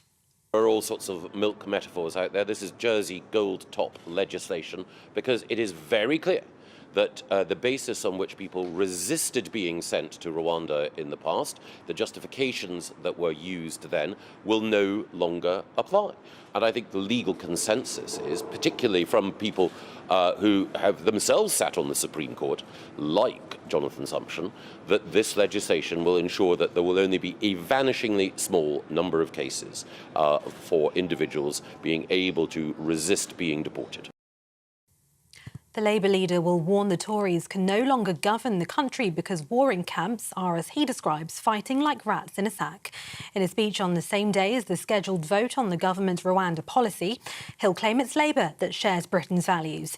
Shadow Work and Pension Secretary Liz Kendall told broadcasters Labour would scrap the Rwanda plan in favour of a new scheme, including an elite cross-border force to stop illegal migration. Despite the pressures over the £290 million policy that's been marred by legal challenges, the Prime Minister called on Labour to back his emergency legislation. Israel has ordered civilians to leave Gaza's main southern city amid difficult fighting. It comes as Khan Yunis was hit by heavy bombardment last night. Residents searched under rubble and debris for survivors. The Israeli military chief told his soldiers to press harder in their fight against the Hamas terror group, saying there were signs it was disintegrating. A mother has been charged with manslaughter after her two sets of twins died in a South London house fire in 2021. The children, aged 3 and 4, were home when the ground floor of the house became engulfed in flames. They were treated at the scene before being taken to 2 South London hospitals, where they were pronounced dead. Police say 29-year-old Devika Rose is also charged with child abandonment, and she's expected to appear at Croydon Magistrates Court tomorrow. The Mayor of London says the Met Police is chronically underfunded. In a letter to the Home Secretary, Sadiq Khan says London faces unique pressures as a capital city and urges the Home Office to boost the force's finances. He says the underfunding is highlighted by the challenge of policing the protests over the conflict in Gaza and Israel. Mr Khan warns the funding gap could now be as high as £240 million. The Scottish Government's under pressure to expedite a bill forcing sex offenders to notify police if they're changing their gender. Police Scotland currently don't keep records on sex offenders who've undergone gender reassignment, and there's no requirement to report this. It comes as the Gender Recognition Reform Bill went through Holyrood before it was blocked by the UK government. The court ruled the unprecedented use of Section 35 was lawful, rejecting a challenge from the Scottish Government. At least 6 people have died after tornadoes hit Tennessee in the United States. Severe storms left tens of thousands of homes without power. One tornado was caught on video by an eyewitness, causing electrical flashes and an explosion. 3 people, including 2 adults and a child, were killed in Clarksville. Another 3 were killed in Nashville. Officials say the death toll could rise. And Buckingham Palace have revealed this year's Christmas cards are a combination of regal and relaxed. The Prince and Princess of Wales went for a monochrome photo showing the family all wearing plain shirts and denim. King Charles and Queen Camilla have chosen a portrait from the coronation, standing side by side, with the King wearing the imperial state crown and Queen Camilla wearing Queen Mary's crown. You're with GB News across the UK on TV, in your car, on your digital radio and on your smart speaker by saying play GB News. Now back to Michael.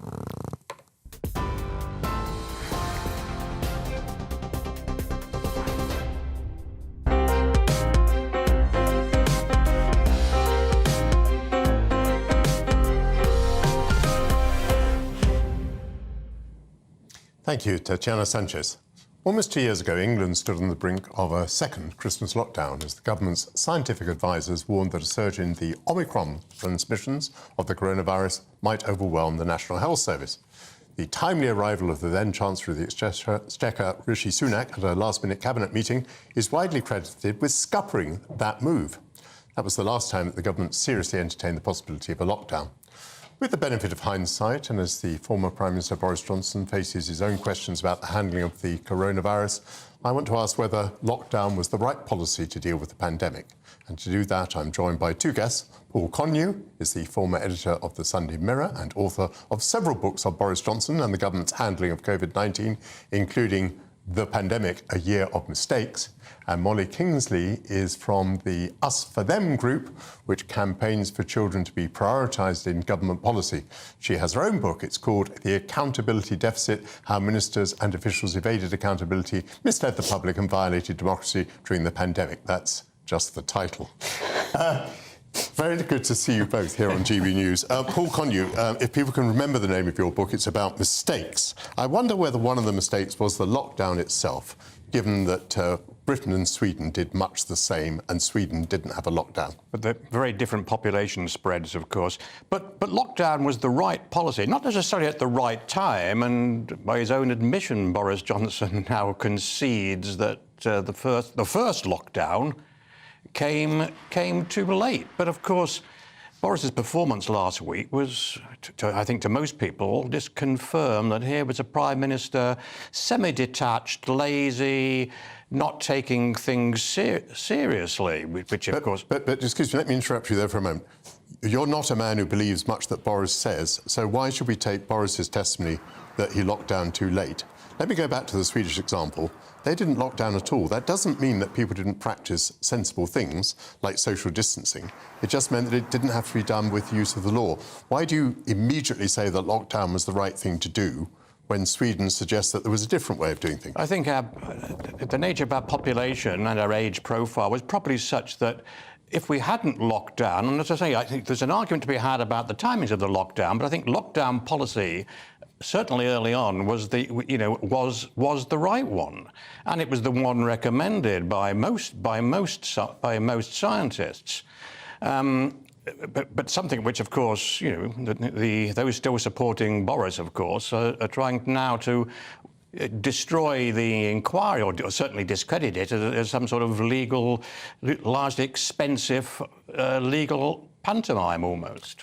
I certainly don't have such an axe to grind, but when all this began, I remember being absolutely puzzled, because when I had been in government, you would not generally implement a policy without a thing called QALYs, which are qualified, I can't remember what they were, but what it meant was you wanted to know how many lives would be saved and what was the value of their lives versus the cost of what you're doing. So, for example, if you were going to build a road, you could justify building a road if you could save 6 lives a year and you knew how much a life was worth. Now, in the case of COVID, there was no attempt to assess the costs of what was being done and whether that was a worthwhile thing to do in view of the number of lives that might be saved. COVID was an exceptional situation, which we hadn't been in, nothing like it really since the Spanish flu after the First World War.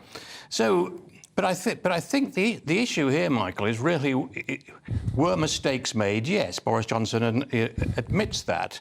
And of course, tomorrow, Rishi Sunak will be asked about the eat out to help out, of course. We know mistakes were made, but we want to know which were the mistakes. That's what I'm not very clear about. I mean, neither is Boris Johnson, and when he was asked to define the mistakes, he said he couldn't itemise them, in fact. The schools were closed down, which apparently did enormous damage to children, particularly children from less affluent families. Today there is a report out from the Centre for Social Justice which says that the gap between the rich and poor was immensely exacerbated by the lockdown policy being applied to everyone, including to the young who were not particularly susceptible to the disease. So, of course, mistakes were made, but I'm asking you, which were the mistakes? I think one. I agree. I think schools should have reopened before restaurants and bars, for example. Certainly, that was a mistake. But we'll never be. This inquiry, you can argue it's overlong.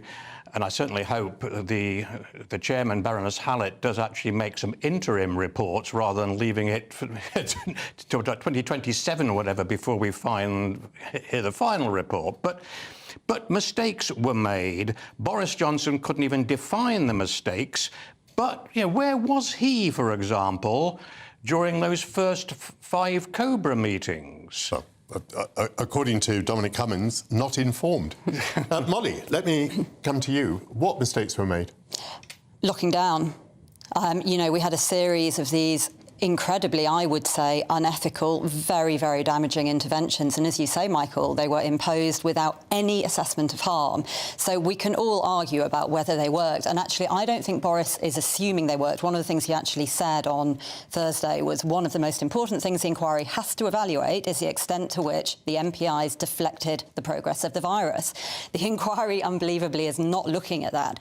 But, let's assume, for the purposes of this conversation, they did work. How can you assess if the intervention was right if you have not attempted to evaluate harm? And you're right in bringing in the CSJ report from today, because it is yet another example of the kind of indiscriminate, long-lasting harm that these policies caused. Do you seriously contend that Britain should not have had a lockdown, or simply that the lockdown was too long, applied to the wrong people, etc.? I think there is a serious case to be made that you shouldn't have had an indiscriminate lockdown that impacted everyone, including those who were not at serious risk from the virus. And, you mentioned school closures. Obviously, that's where Us For Them came in. But actually, I think you can extend it beyond that to young, healthy people generally. And I think, as we saw with Sweden... Children do have parents and grandparents. So at one stage, of course, there was the issue around whether young children were not going to probably get it, but you could still pass it on, even though you weren't symptomatic. Of course, but, from the very beginning, the risks of this virus were grossly exaggerated. That is the sad reality. And to an extent, we were all duped by that. I mean, I was as scared as anyone. For the first few weeks, I really did buy into the idea that this was a killer virus and we all must stay at home. And, it was only as things progressed and we saw with our own eyes that actually most people were not at serious risk. And we know now that the infection mortality rate was exaggerated. The COVID inquiry itself exaggerated. And I think people are very squeamish about ascribing a value to life. They say, life is beyond valuing, but I'm afraid it isn't. I mean, if you're saying you can save 20,000 lives by a policy, you have to know what that costs, or I think you do. And all that the government had was the SAGE committee. In other words, it had a committee advising it on the epidemiology, but it didn't have a committee that was thinking about the financial issues of the country or the interests of children or the ethics of the pandemic. The interesting thing about this, Michael, and I'm really glad you raised this, is it did have a committee thinking about the ethics. It had its own appointed ethics committee, and rather unbelievably, one of the disclosures in the book and that we wrote, that I know you mentioned, was that actually this ethical committee, it was called MEAG, the Moral and Ethical Advisory Committee, started giving, let's say, inconvenient advice. It started challenging the ethics of certain policies, including actually the ethics of locking down young populations indiscriminately. And as the pandemic wore on, it was at first told to stop putting these recommendations in writing. It was told that by Chris Whitty, quite unbelievably. And then actually, as the pandemic wore on, it was grounded and not asked to opine on matters further. Paul, listening to your answers, it sounds to me as if you're using the pandemic and the inquiry as a means of bashing Boris Johnson. But do you not see that what we really want to do is to get at the truth? And the truth may be that Boris was sometimes right and sometimes wrong, but it may well be that the machine that was supporting him was wrong again and again, either in the advice that it gave him or in the way that it arrived at decisions. In other words, considering some things but not others. That may well be true, and I hope the inquiry looks at all aspects of this, the economics too.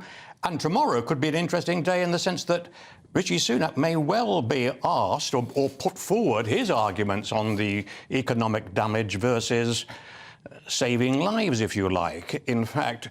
But I would hope we will have a more assured performance arguing his corner from Sunak tomorrow than we had from Boris, who, to claim that he only assumed that the Chief Medical Officer and Chief Scientific Officer had been consulted about Eat Out to help out, when they testified that they weren't, and he said, well, I just assumed that they'd been consulted. Well, this is typical of Boris's handling, of the of the whole COVID situation. I think his own former director of communications was right when he said that this was a crisis that didn't suit Boris's skill set. Wonderful campaigner, but not a great prime minister. Molly, we've run out of time, I'm afraid to say, but do you just want to tell us again the title of your book? Yeah, of course. I don't know if you can say it's called The Accountability Deficit, How Ministers and Officials Evaded Accountability, Misled the Public and Violated Democracy During the Pandemic. So to some extent there's common ground between you. I think there probably is, yeah. One of mine is called Boris Johnson, Media Creation, Media Clown, Media Casualty with a question mark, and I think that sums up Boris. Thank you very much.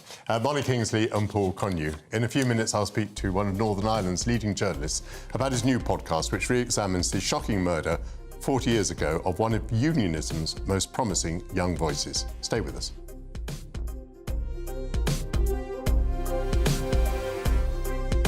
Good afternoon, welcome to your latest GB News weather. I'm Ellie Glazier. Low pressure still very much in charge of our weather over the next couple of days, bringing us some unsettled conditions and some wet and windy weather on the way. Storm Fergus, named by Met Éireann, slowly continues to move its way towards the UK through the rest of Sunday and into Monday. This will bring rain spreading its way across parts of Scotland, and this rain already falling on some very saturated ground, with further rain pushing across northern parts of England through the early hours of Monday morning. Some very strong winds too, particularly across western parts of Wales and through the Bristol Channel, where we could see those gusts up to 60 miles an hour. Temperatures across the south around 7 or 8 degrees, but across parts of Scotland we could see down to -1 or -2, with some icy stretches, particularly for southwest Scotland through the early hours of Monday morning. Elsewhere though, Monday generally starts a drier and brighter day for most of us. Plenty of sunshine as we head through the afternoon. Perhaps a few showers skirting in across northern parts of England and eastern Scotland as well, seeing those showers continue to push in from the coast. But with those lighter winds and with some sunshine perhaps feeling a little more pleasant than recent days, around 12 degrees in the south and generally around average further north. Tuesday starts a cloudy and wet picture again as rain continues to push northwards into parts of Scotland, again already falling on that very saturated ground. So some localised flooding here. That sets us up for further rain through the rest of Tuesday and into Wednesday, but perhaps hints of something a little more settled on the way through the latter half of next week.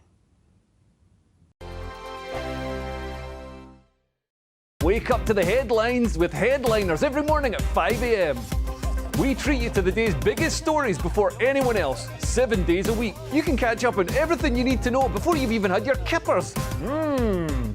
Headliners every morning at 5 a.m, only on GB News, the People's Channel, Britain's news channel.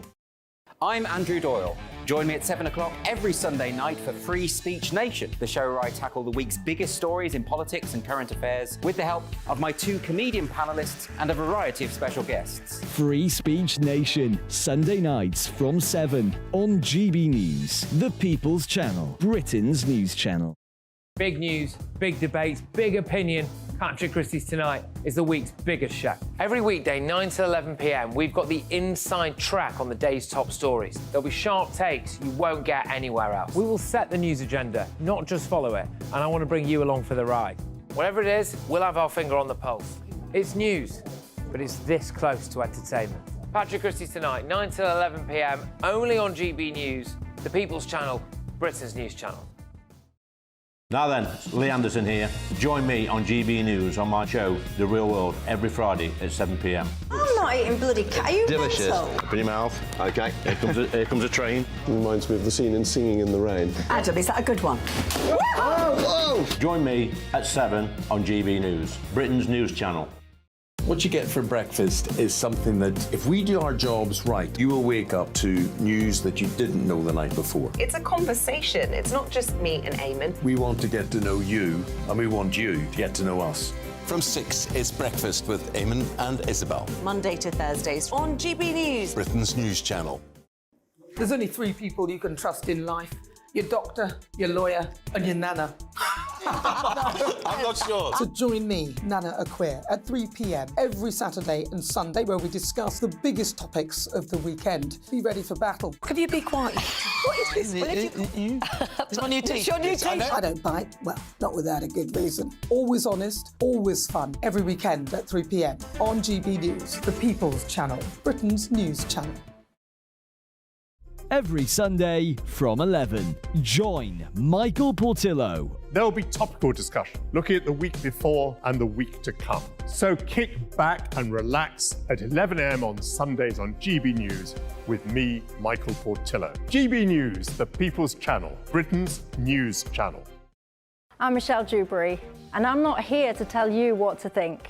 I'd much rather hear what you have to say. So send in your opinions to gbviews@gbnews.com. Keep them clean, and you never know, I might read them out. With my panel here on Jubes & Co, we debate, we get stuck into the issues of the day on a show where all views are welcome, especially yours. GB News, the People's Channel, Britain's news channel. Have a great Saturday night with me, Leo Carson, this Saturday Night Showdown. It's a crazy world out there, so come and make fun of it with me, my panel of comedians, and a couple of people who actually know what they're talking about. This Saturday Night Showdown is your front row ticket to the clown show, every Saturday, only on GB News, the People's Channel, Britain's news channel.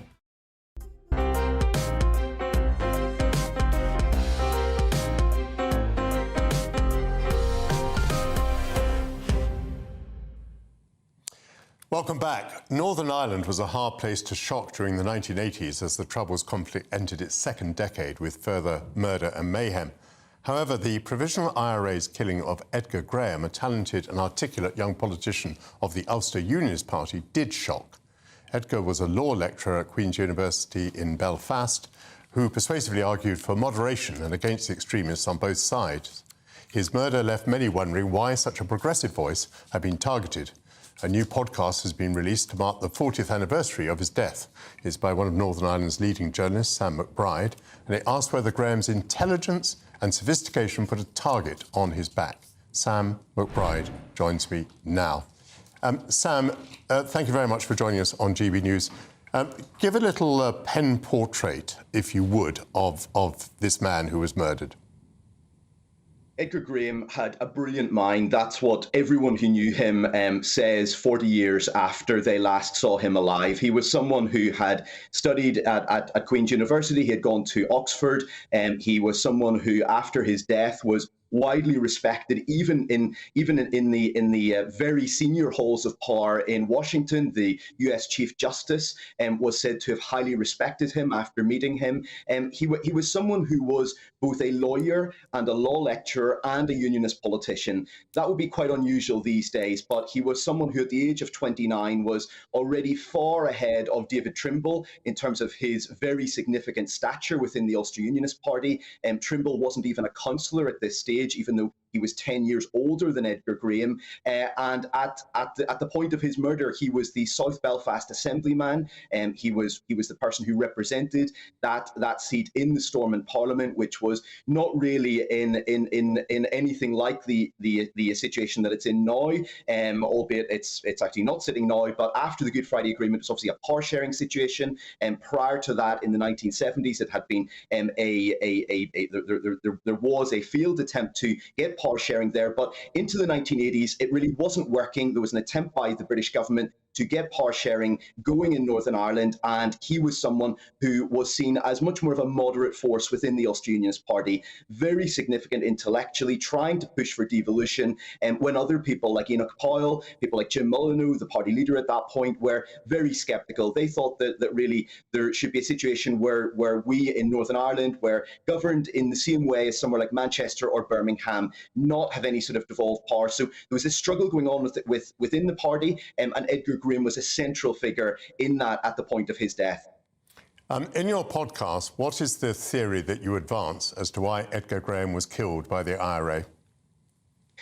It's still, to an extent, one of these mysteries, because it was pretty rare during the Troubles for politicians to be murdered. They were pretty obvious targets. They were figures of hate for many people on either side of the divide here. But it was actually very unusual, and there was a significant belief at the time that the IRA had targeted this young man because of his brilliance. And that's what a lot of his friends, a lot of his party colleagues at the time, when I spoke to them, that's what they tended to say. It's what the coroner said at the time of his inquest, but there is an element of really significant concern here, because not only was he killed by the IRA, that's not in any dispute. They were quite open about it. They boasted about it at the time, but there was a rumour at the time that loyalist paramilitaries were working with the IRA or were willing to work with them. And actually, Edgar Graham had stood up in the Stormont in the Stormont Assembly just prior to his death, a few weeks before his death, and had spoken of a plot to kill a unionist politician, which involved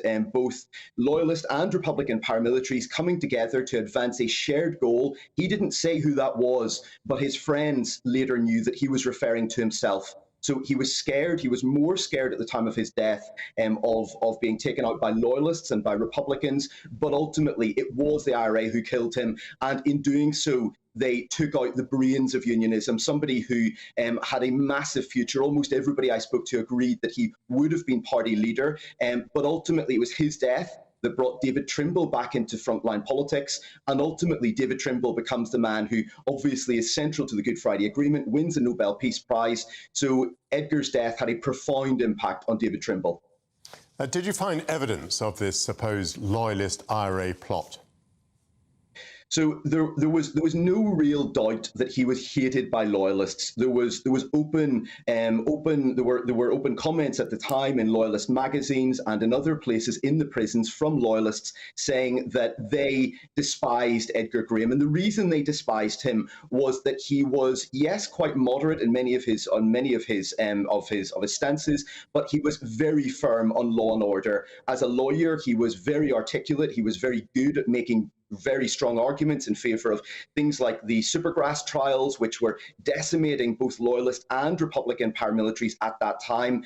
And so there was a clear sense that they were both quite happy to see him gone.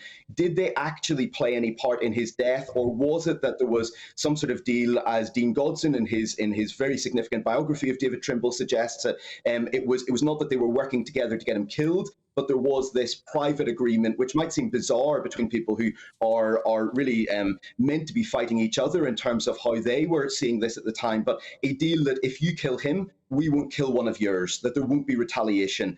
Who knows? There is an element of this which isn't knowable. And one of the things which struck me when I went back into the Belfast Telegraph archive and was reading about this at the time was that, yes, it was a massive story on that day. It was on the front page, a photo of his body lying in the street under a plastic sheet at Queen's University. It was a massive story for a few days after that. But then it moved on. There was just this relentless series of killings. And so at the time, it was massive, but very quickly things moved on. And so if this happened today, obviously, we would have months of coverage of this. But actually, the nature of the time was that simply wasn't possible. Other tragedies had to be covered as well. And so lots of the work that might have been done at the time to investigate this simply wasn't done.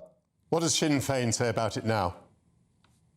As little as they can, frankly. They have alluded to it at various points. They will say things like, it was a terrible shame, it was a tragedy, but they will not condemn it. They will not, even from the perspective of people who obviously believe that the IRA were right, that they were justified, that they were an army. That's the classic Sinn Féin view of this. But even in that context, they will not accept that this particular murder was, if this was a war, it was a war crime. He was a civilian. He was not in any way linked to anything which could, at any level, be used to justify his murder. So instead, they tried to skirt around it, and they tried to say as little as possible about it.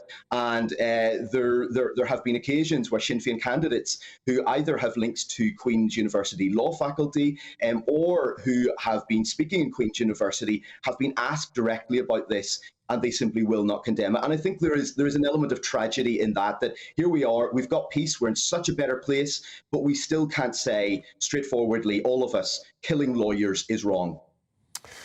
We've been talking about the murder of Edgar Graham 40 years ago. Thank you very much to Sam McBride.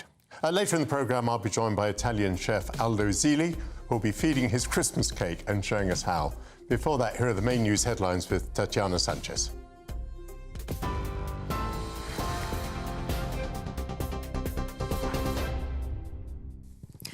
Michael, thank you. Your top stories from the GB newsroom. Some breaking news to bring you first. GB News understands Tory MPs will give their verdict on whether the Rwanda bill is workable at lunchtime tomorrow. Conservative MP Sir Bill Cash will present the findings ahead of the Crunch second reading vote on tomorrow. The Prime Minister has come under pressure after it was discovered he paid £240 million towards the plan without a single asylum seeker yet to be located there.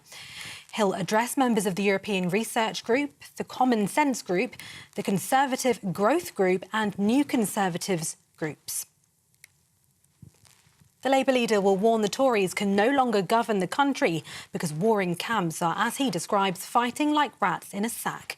In a speech on the same day as the scheduled vote on the government's Rwanda policy, he'll claim it's Labour that shares Britain's values. Despite the pressures of the £290 million policy that's been marred by legal challenges, the Prime Minister called on Labour to back his emergency legislation.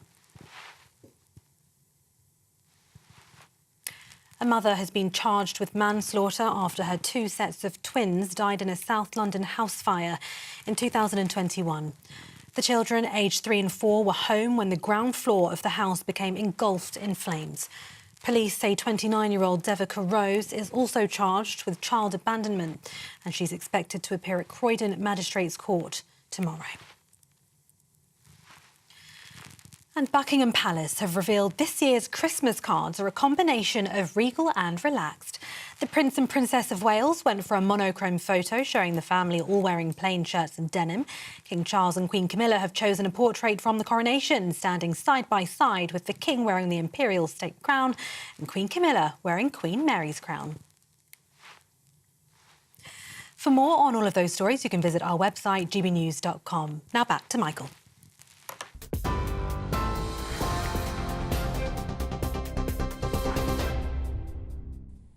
Thank you, Tatiana Sanchez. Time magazine has named Taylor Swift as its Person of the Year. 2023 was the year in which nearly 2 decades of fame and influence came to a new peak for the record-shattering singer-songwriter whose Eras tour is on track to become the highest-grossing tour in world history. Taylor Swift also became the most streamed musical artist of the year with the release of her freshly recorded 1989 album. I'm candid about my own admiration for Swift's talents and Stakhanovite work ethic, and I'm joined now by another admirer, Alex Larman from The Spectator. Alex, welcome.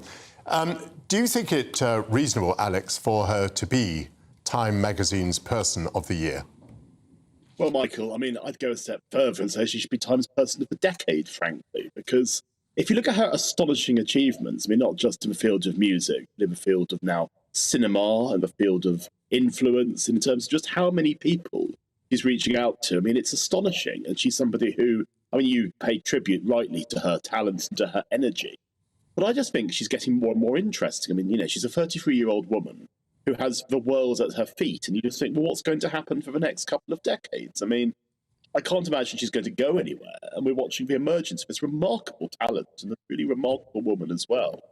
But the question that we have to ask is, what next? I mean, how do you top this? Because knowing Taylor Swift, I think she will top this because she is that remarkable. She is indeed. I mean, just to go back over some of it, there were these remarkable achievements during lockdown, weren't there, where she produced a couple of new albums, at least, or maybe 3. and began the process of re-recording her own material to which she had lost the copyright. So we now have Taylor's version of all sorts of things. That's culminated recently in the release of the new version of the 1989 album. Then there is the Eras tour. One must say that her output in video is pretty impressive as well, because most of her records are accompanied by videos into which a huge amount of work and creativity has gone. I mean, she really is going in lots of directions at the same time. Well, she's going to be writing and directing her first feature film at some point soon, but obviously, the question that you have to ask is, when will she find time to do all this? Because she is in the middle of this hugely ambitious, hugely successful Eras tour where she's playing for 3.5 hours a night, and there are, you know, huge amounts of video and costume changes and dancing and so forth. And yet, as I keep saying, she is taking over the world both literally and metaphorically, because what's so interesting is that I haven't found a pop star like Taylor Swift to be as interesting and to be as charismatic since you'd have to go back decades. I mean, I go back to the 1980s, of course, people like the Pet Shop Boys and New Order, who I think she can be directly compared to. But where I think she's been so clever is that she appeals to everyone. I mean, my 7-year-old daughter loves her. Shake It Off is an absolute favourite in our household. But also, I mean, her work on those lockdown albums with members of The National has given her this cred amongst people who normally wouldn't be seen dead either at Taylor Swift concerts or buying her records. So she's really covering all the bases at once. And I think that's a testament both to her talent, but also to her ambition. Because, I mean, we go back to Madonna for a comparison, as Madonna, of course, is still selling out stadiums the world over in her 60s. And you look at Taylor Swift, you think, well, there's no reason why she shouldn't be doing the same in 30 years, because she's clearly got that talent, but she's also got the work ethic. Because she's been working since she was a child. Yes. She has quite extraordinary levels of support amongst the global public, but importantly, amongst the American public. Is there any hint whatsoever that she might want to convert this into a political career at some point? Well, I mean, it's always tempting, isn't it? Because you get to a point of thinking, well, I've had all this success, but it's success and ultimately, you know, financially hugely successful. But does she want to have influence? And actually, what's interesting about her is that she, along with Beyonce, has been attacked recently for not being more political. And the question you have to ask is, especially in America, is that do you want to be party political? Because obviously, I presume she's a Democrat. I mean, if she came forward as a Republican, that would be very interesting indeed, but I can't see any way that's going to happen. Now, the question is that we see these people in these huge positions of global influence. I mean, Meghan Markle was another one. You think, well, is there any likelihood that they will actually try and have a tilt of the White House at some point? And you think, it doesn't seem very likely at this stage, but never say never. I mean, you don't know what politics in America is going to be like in 10, 15, 20 years. And you don't know what she's going to be like either. So while I don't think it's likely, you can't discount anything when it comes to Taylor Swift. We have been talking about Time Magazine's Person of the Year, Taylor Swift. Thank you very much for joining us, Alex Larman from The Spectator. Aldo Zili will be in the studio in a few minutes to marinate his Christmas cake. But is the traditional British Yuletide staple falling out of fashion? Join me in a few minutes to find out.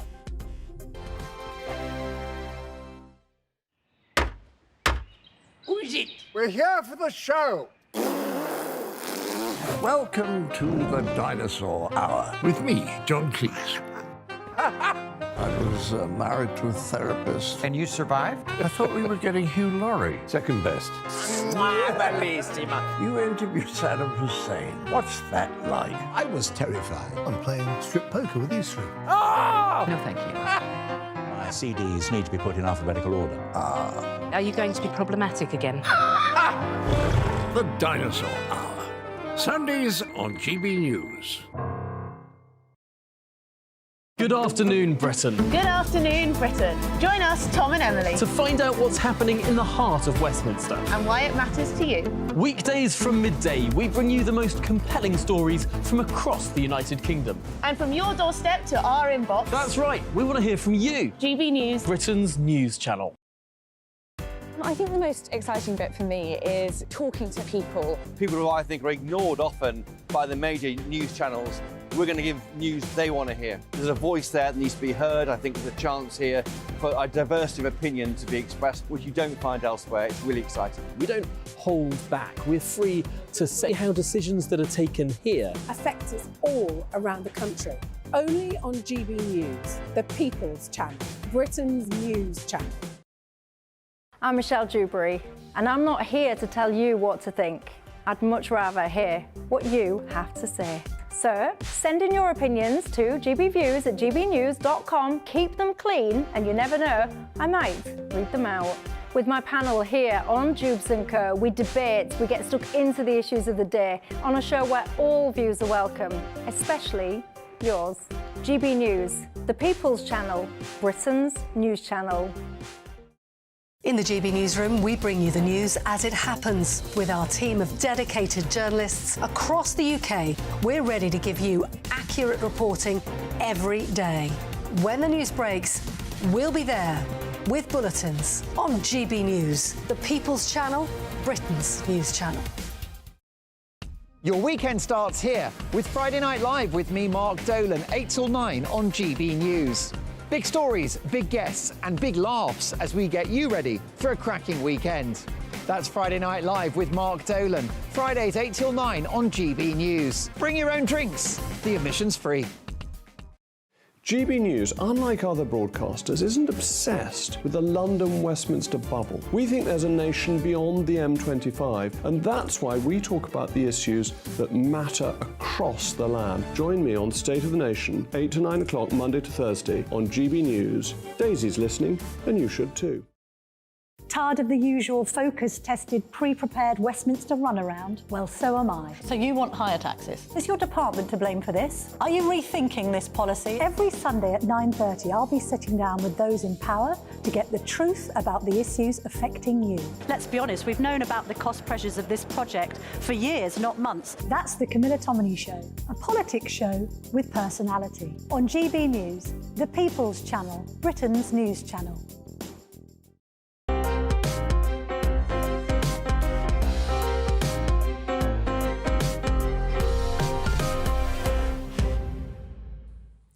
Welcome back. I'm joined by Italian chef Aldo Zilli, who is determined to preserve a great British tradition, that of the Christmas cake. Aldo, Nigella Lawson said something about Christmas cake that you took exception to. What was that? Well, I took it a little bit personal because I like tradition. And my mother-in-law is English. I'm married to a British family. I've been here 45 years. And I think it's quite sad that we want to take away the tradition. You know, my children, every year, they look forward to Christmas. And for the first time this year, I decided to make a Christmas cake myself. The first time ever? Yeah. So just to be clear, what Nigella said was that in her family, she found there weren't many people who liked Christmas cake. Yeah. And so she was falling back on chocolate cake because that was going to be more popular in her family. And there does seem to be a bit of a decline of Christmas cake in favour of chocolate cakes. And panettone, the Italian panettone. Cake. Yeah, the panettone is almost taking over the Christmas cake, to be fair. It's easier, people buy it, they change it, they turn into different things like I'm going to do for you today. Yes. I'm going to turn this lovely panettone here. I've done one already here, but I'm going to make this from scratch. So this is panettone, right? I've sliced it, and I've got some very nice coffee tequila here. Right, a little bit of that. Look at that. Then I've got a chocolate tequila, which is my favourite with this wonderful... Bit of a theme is emerging here. There you go. Then we put that on top. Then we put some mascarpone, egg, and cream here. Okay, so that's going to go in. Oh, it's coming up on top, so that... I'm going to clean my hand here. No! In the meantime, you can feed my cake, yes, my Christmas cake. So, now, the first time you made Christmas cake, how did you find it, and what was your approach? Well... And when did you do it, by the way? Does it have to be done months in advance? I did it a month ago, and I keep feeding it every couple of weeks. So now, this is the last time we're going to feed it today with some vodka. What I'm doing here is I'm making some little holes in the Christmas cake, through which the vodka can penetrate. So, just done a bit of damage. Vodka, brandy, whatever you like. Whatever takes your Pass fancy, me the vodka, really. if you'd be so kind. Pass the vodka, there you go. So, presumably just a few drops. A few drops of vodka. Which can go down the oh, lovely, look at that, hey. Right, and how often have you fed this Christmas cake? Every 2 weeks. Right. Every 2 weeks, and then now we're not going to feed it anymore because at the end you want the icing to stick, so that we don't. It's not going to be too wet. So this is chocolate with that lovely chocolate Mis Amigo tequila. Now, how do you feel about panettone, to some extent supplanting Christmas cake? You're a traditionalist. This is a tradition, but it's not a tradition in this country. Well, I'm making a tiramisu with it. Okay. So it's not. No, too bad. you're not supplanting the Christmas cake. You're not. No. I mean, look, it's all tradition. You know, the Christmas pudding. It's a big tradition. We're not gonna forget about the Christmas pudding. The Christmas pudding on Christmas Day.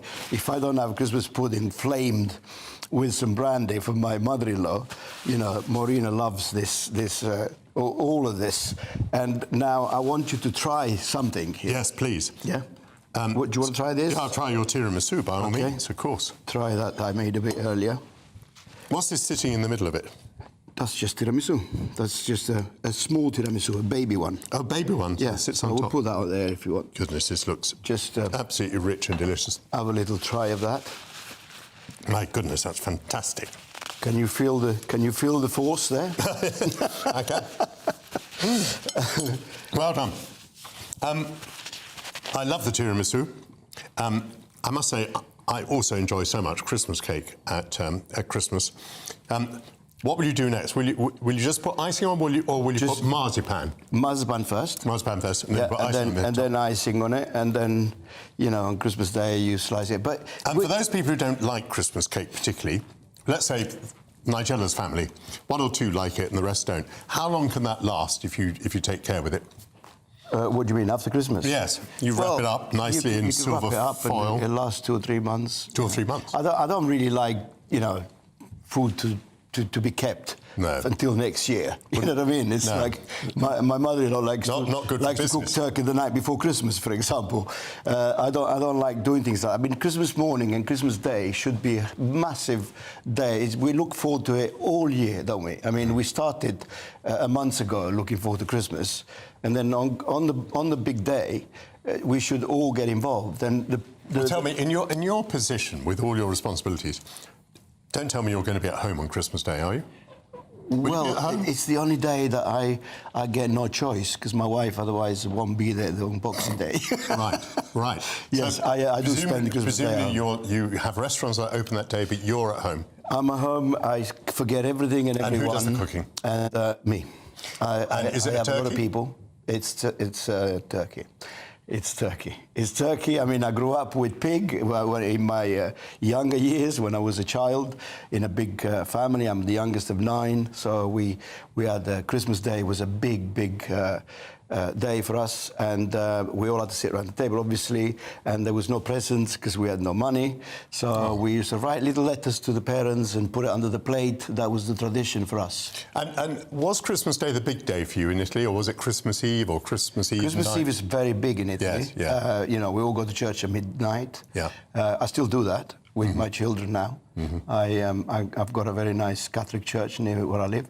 And yeah, we still do that. But Christmas Eve is quite an important evening, and then Christmas Day, of course, you know, it's all a big feast all over the world. I didn't know that Christmas cake was in danger of being elbowed aside. I would have thought if there was a danger, it was turkey. I mean, someone said to me the other day, if turkey were any good, we'd eat it all year round. Well, I was going to say exactly the same. Why do our chefs not cook turkey in restaurants? And why is that? Because it's not really very popular. Because it's not popular, no. Except Christmas, it's not popular. And I ordered mine, and it comes, you know, Christmas Eve from a farmer, and he brings it to me, and, you know, we have the best, obviously. But still, you know, my wife loves the day after. She likes to make sandwiches, she likes to make curries, she likes to make lasagna with it, she likes to make all sorts of things. How amazing.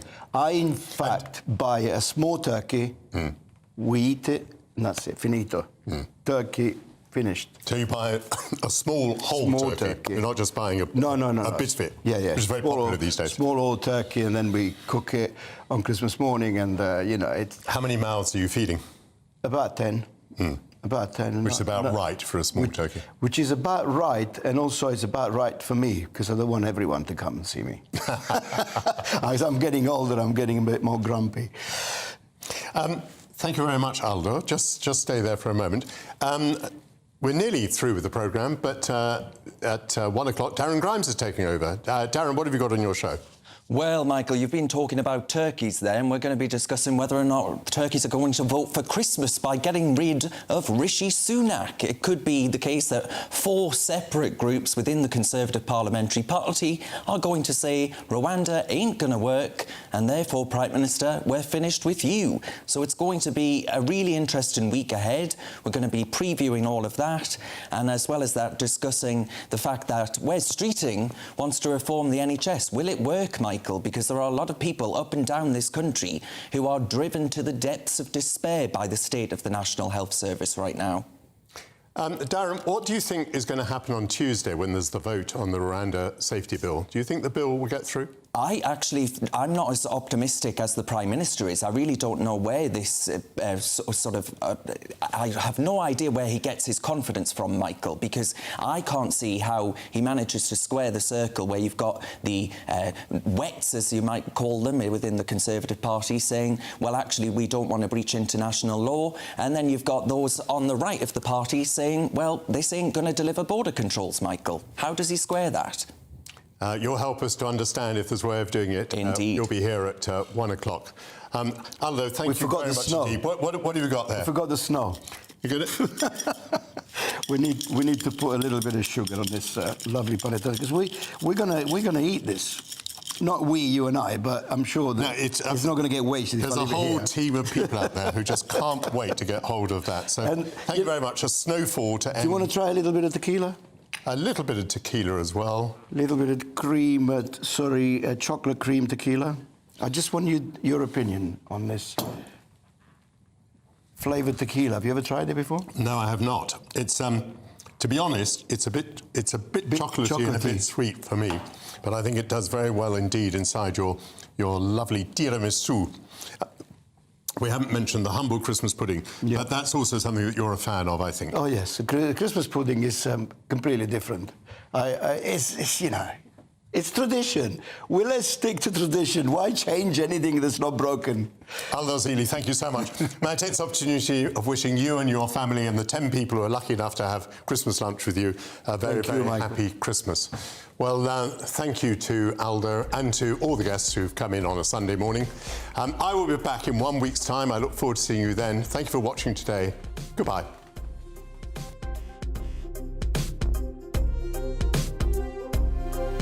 Looks like things are heating up. Boxed boilers, sponsors of weather on GB News. Good afternoon, welcome to your latest GB News weather. I'm Ellie Glazier. Low pressure still very much in charge of our weather over the next couple of days, bringing us some unsettled conditions and some wet and windy weather on the way. Storm Fergus, named by Met Erin, slowly continues to move its way towards the UK through the rest of Sunday and into Monday. This will bring rain spreading its way across parts of Scotland, and this rain already falling on some very saturated ground, with further rain pushing across northern parts of England through the early hours of Monday morning. Some very strong winds too, particularly across western parts of Wales and through the Bristol Channel, where we could see those gusts up to 60 miles an hour.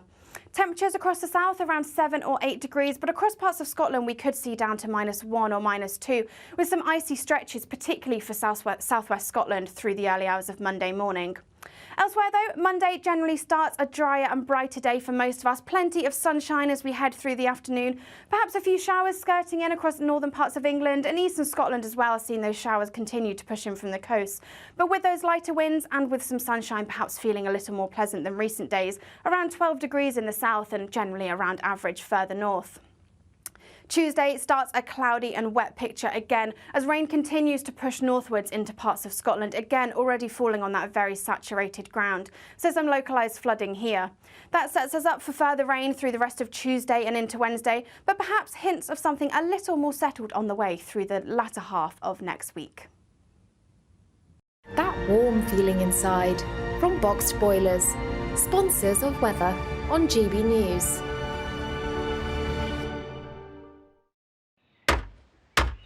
Who is it? We're here for the show. Welcome to the Dinosaur Hour with me, John Cleese.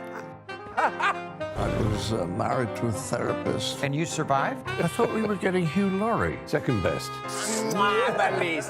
You interviewed Saddam Hussein. What's that like? I was terrified. I'm playing strip poker with these three. No, thank you. My CDs need to be put in alphabetical order. Are you going to be problematic again? The Dinosaur Hour. Sundays on GB News.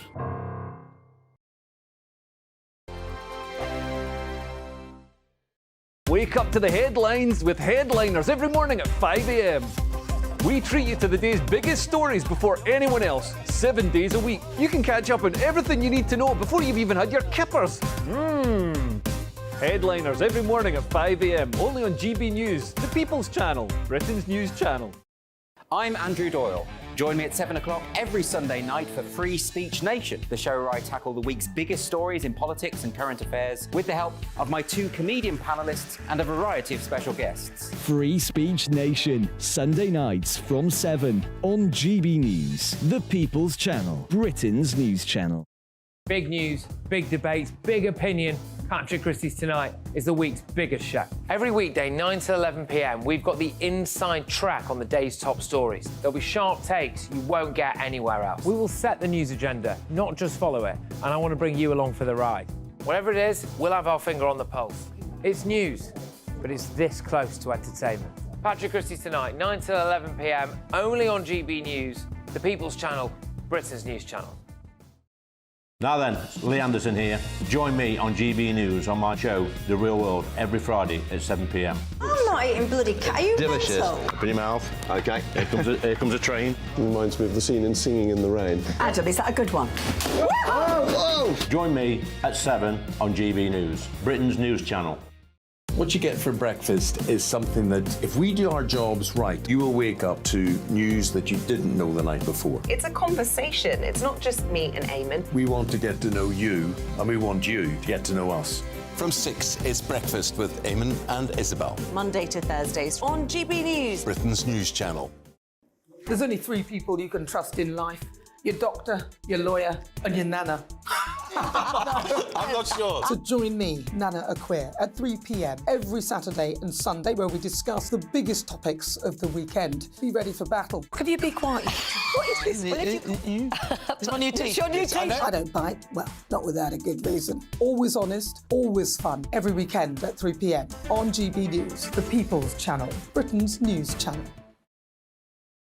Every Sunday from 11, join Michael Portillo. There will be topical discussion, looking at the week before and the week to come. So kick back and relax at 11 a.m. on Sundays on GB News with me, Michael Portillo. GB News, the People's Channel, Britain's news channel. I'm Michelle Dewberry, and I'm not here to tell you what to think. I'd much rather hear what you have to say. So, send in your opinions to gbviews@gbnews.com. Keep them clean, and you never know, I might read them out. With my panel here on Jubes & Co, we debate, we get stuck into the issues of the day on a show where all views are welcome, especially yours. GB News, the People's Channel, Britain's news channel. Have a great Saturday night with me, Leo Curse, on the Saturday Night Showdown. It's a crazy world out there, so come and make fun of it with me, my panel of comedians, and a couple of people who actually know what they're talking about. The Saturday Night Showdown is your front row ticket to the clown show every Saturday, only on GB News, the People's Channel, Britain's news channel.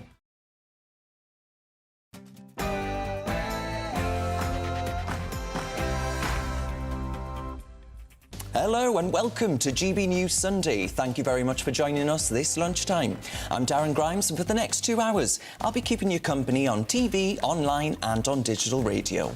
Coming up this hour, former Immigration Minister Robert Jenrick has said the government's latest proposal to ensure it can send asylum seekers to Rwanda will fail to end the merry-go-round of the scheme getting caught up in legal issues. Will the government ever get this sorted? Then Rishi Sunak will be questioned by the COVID inquiry next week over his claims that scientists had too much power and that ministers failed to properly consider the economic and societal impacts of lockdown. How will the Prime Minister fare in the inquiry? And Diane Abbott has been given a trigger warning to protect school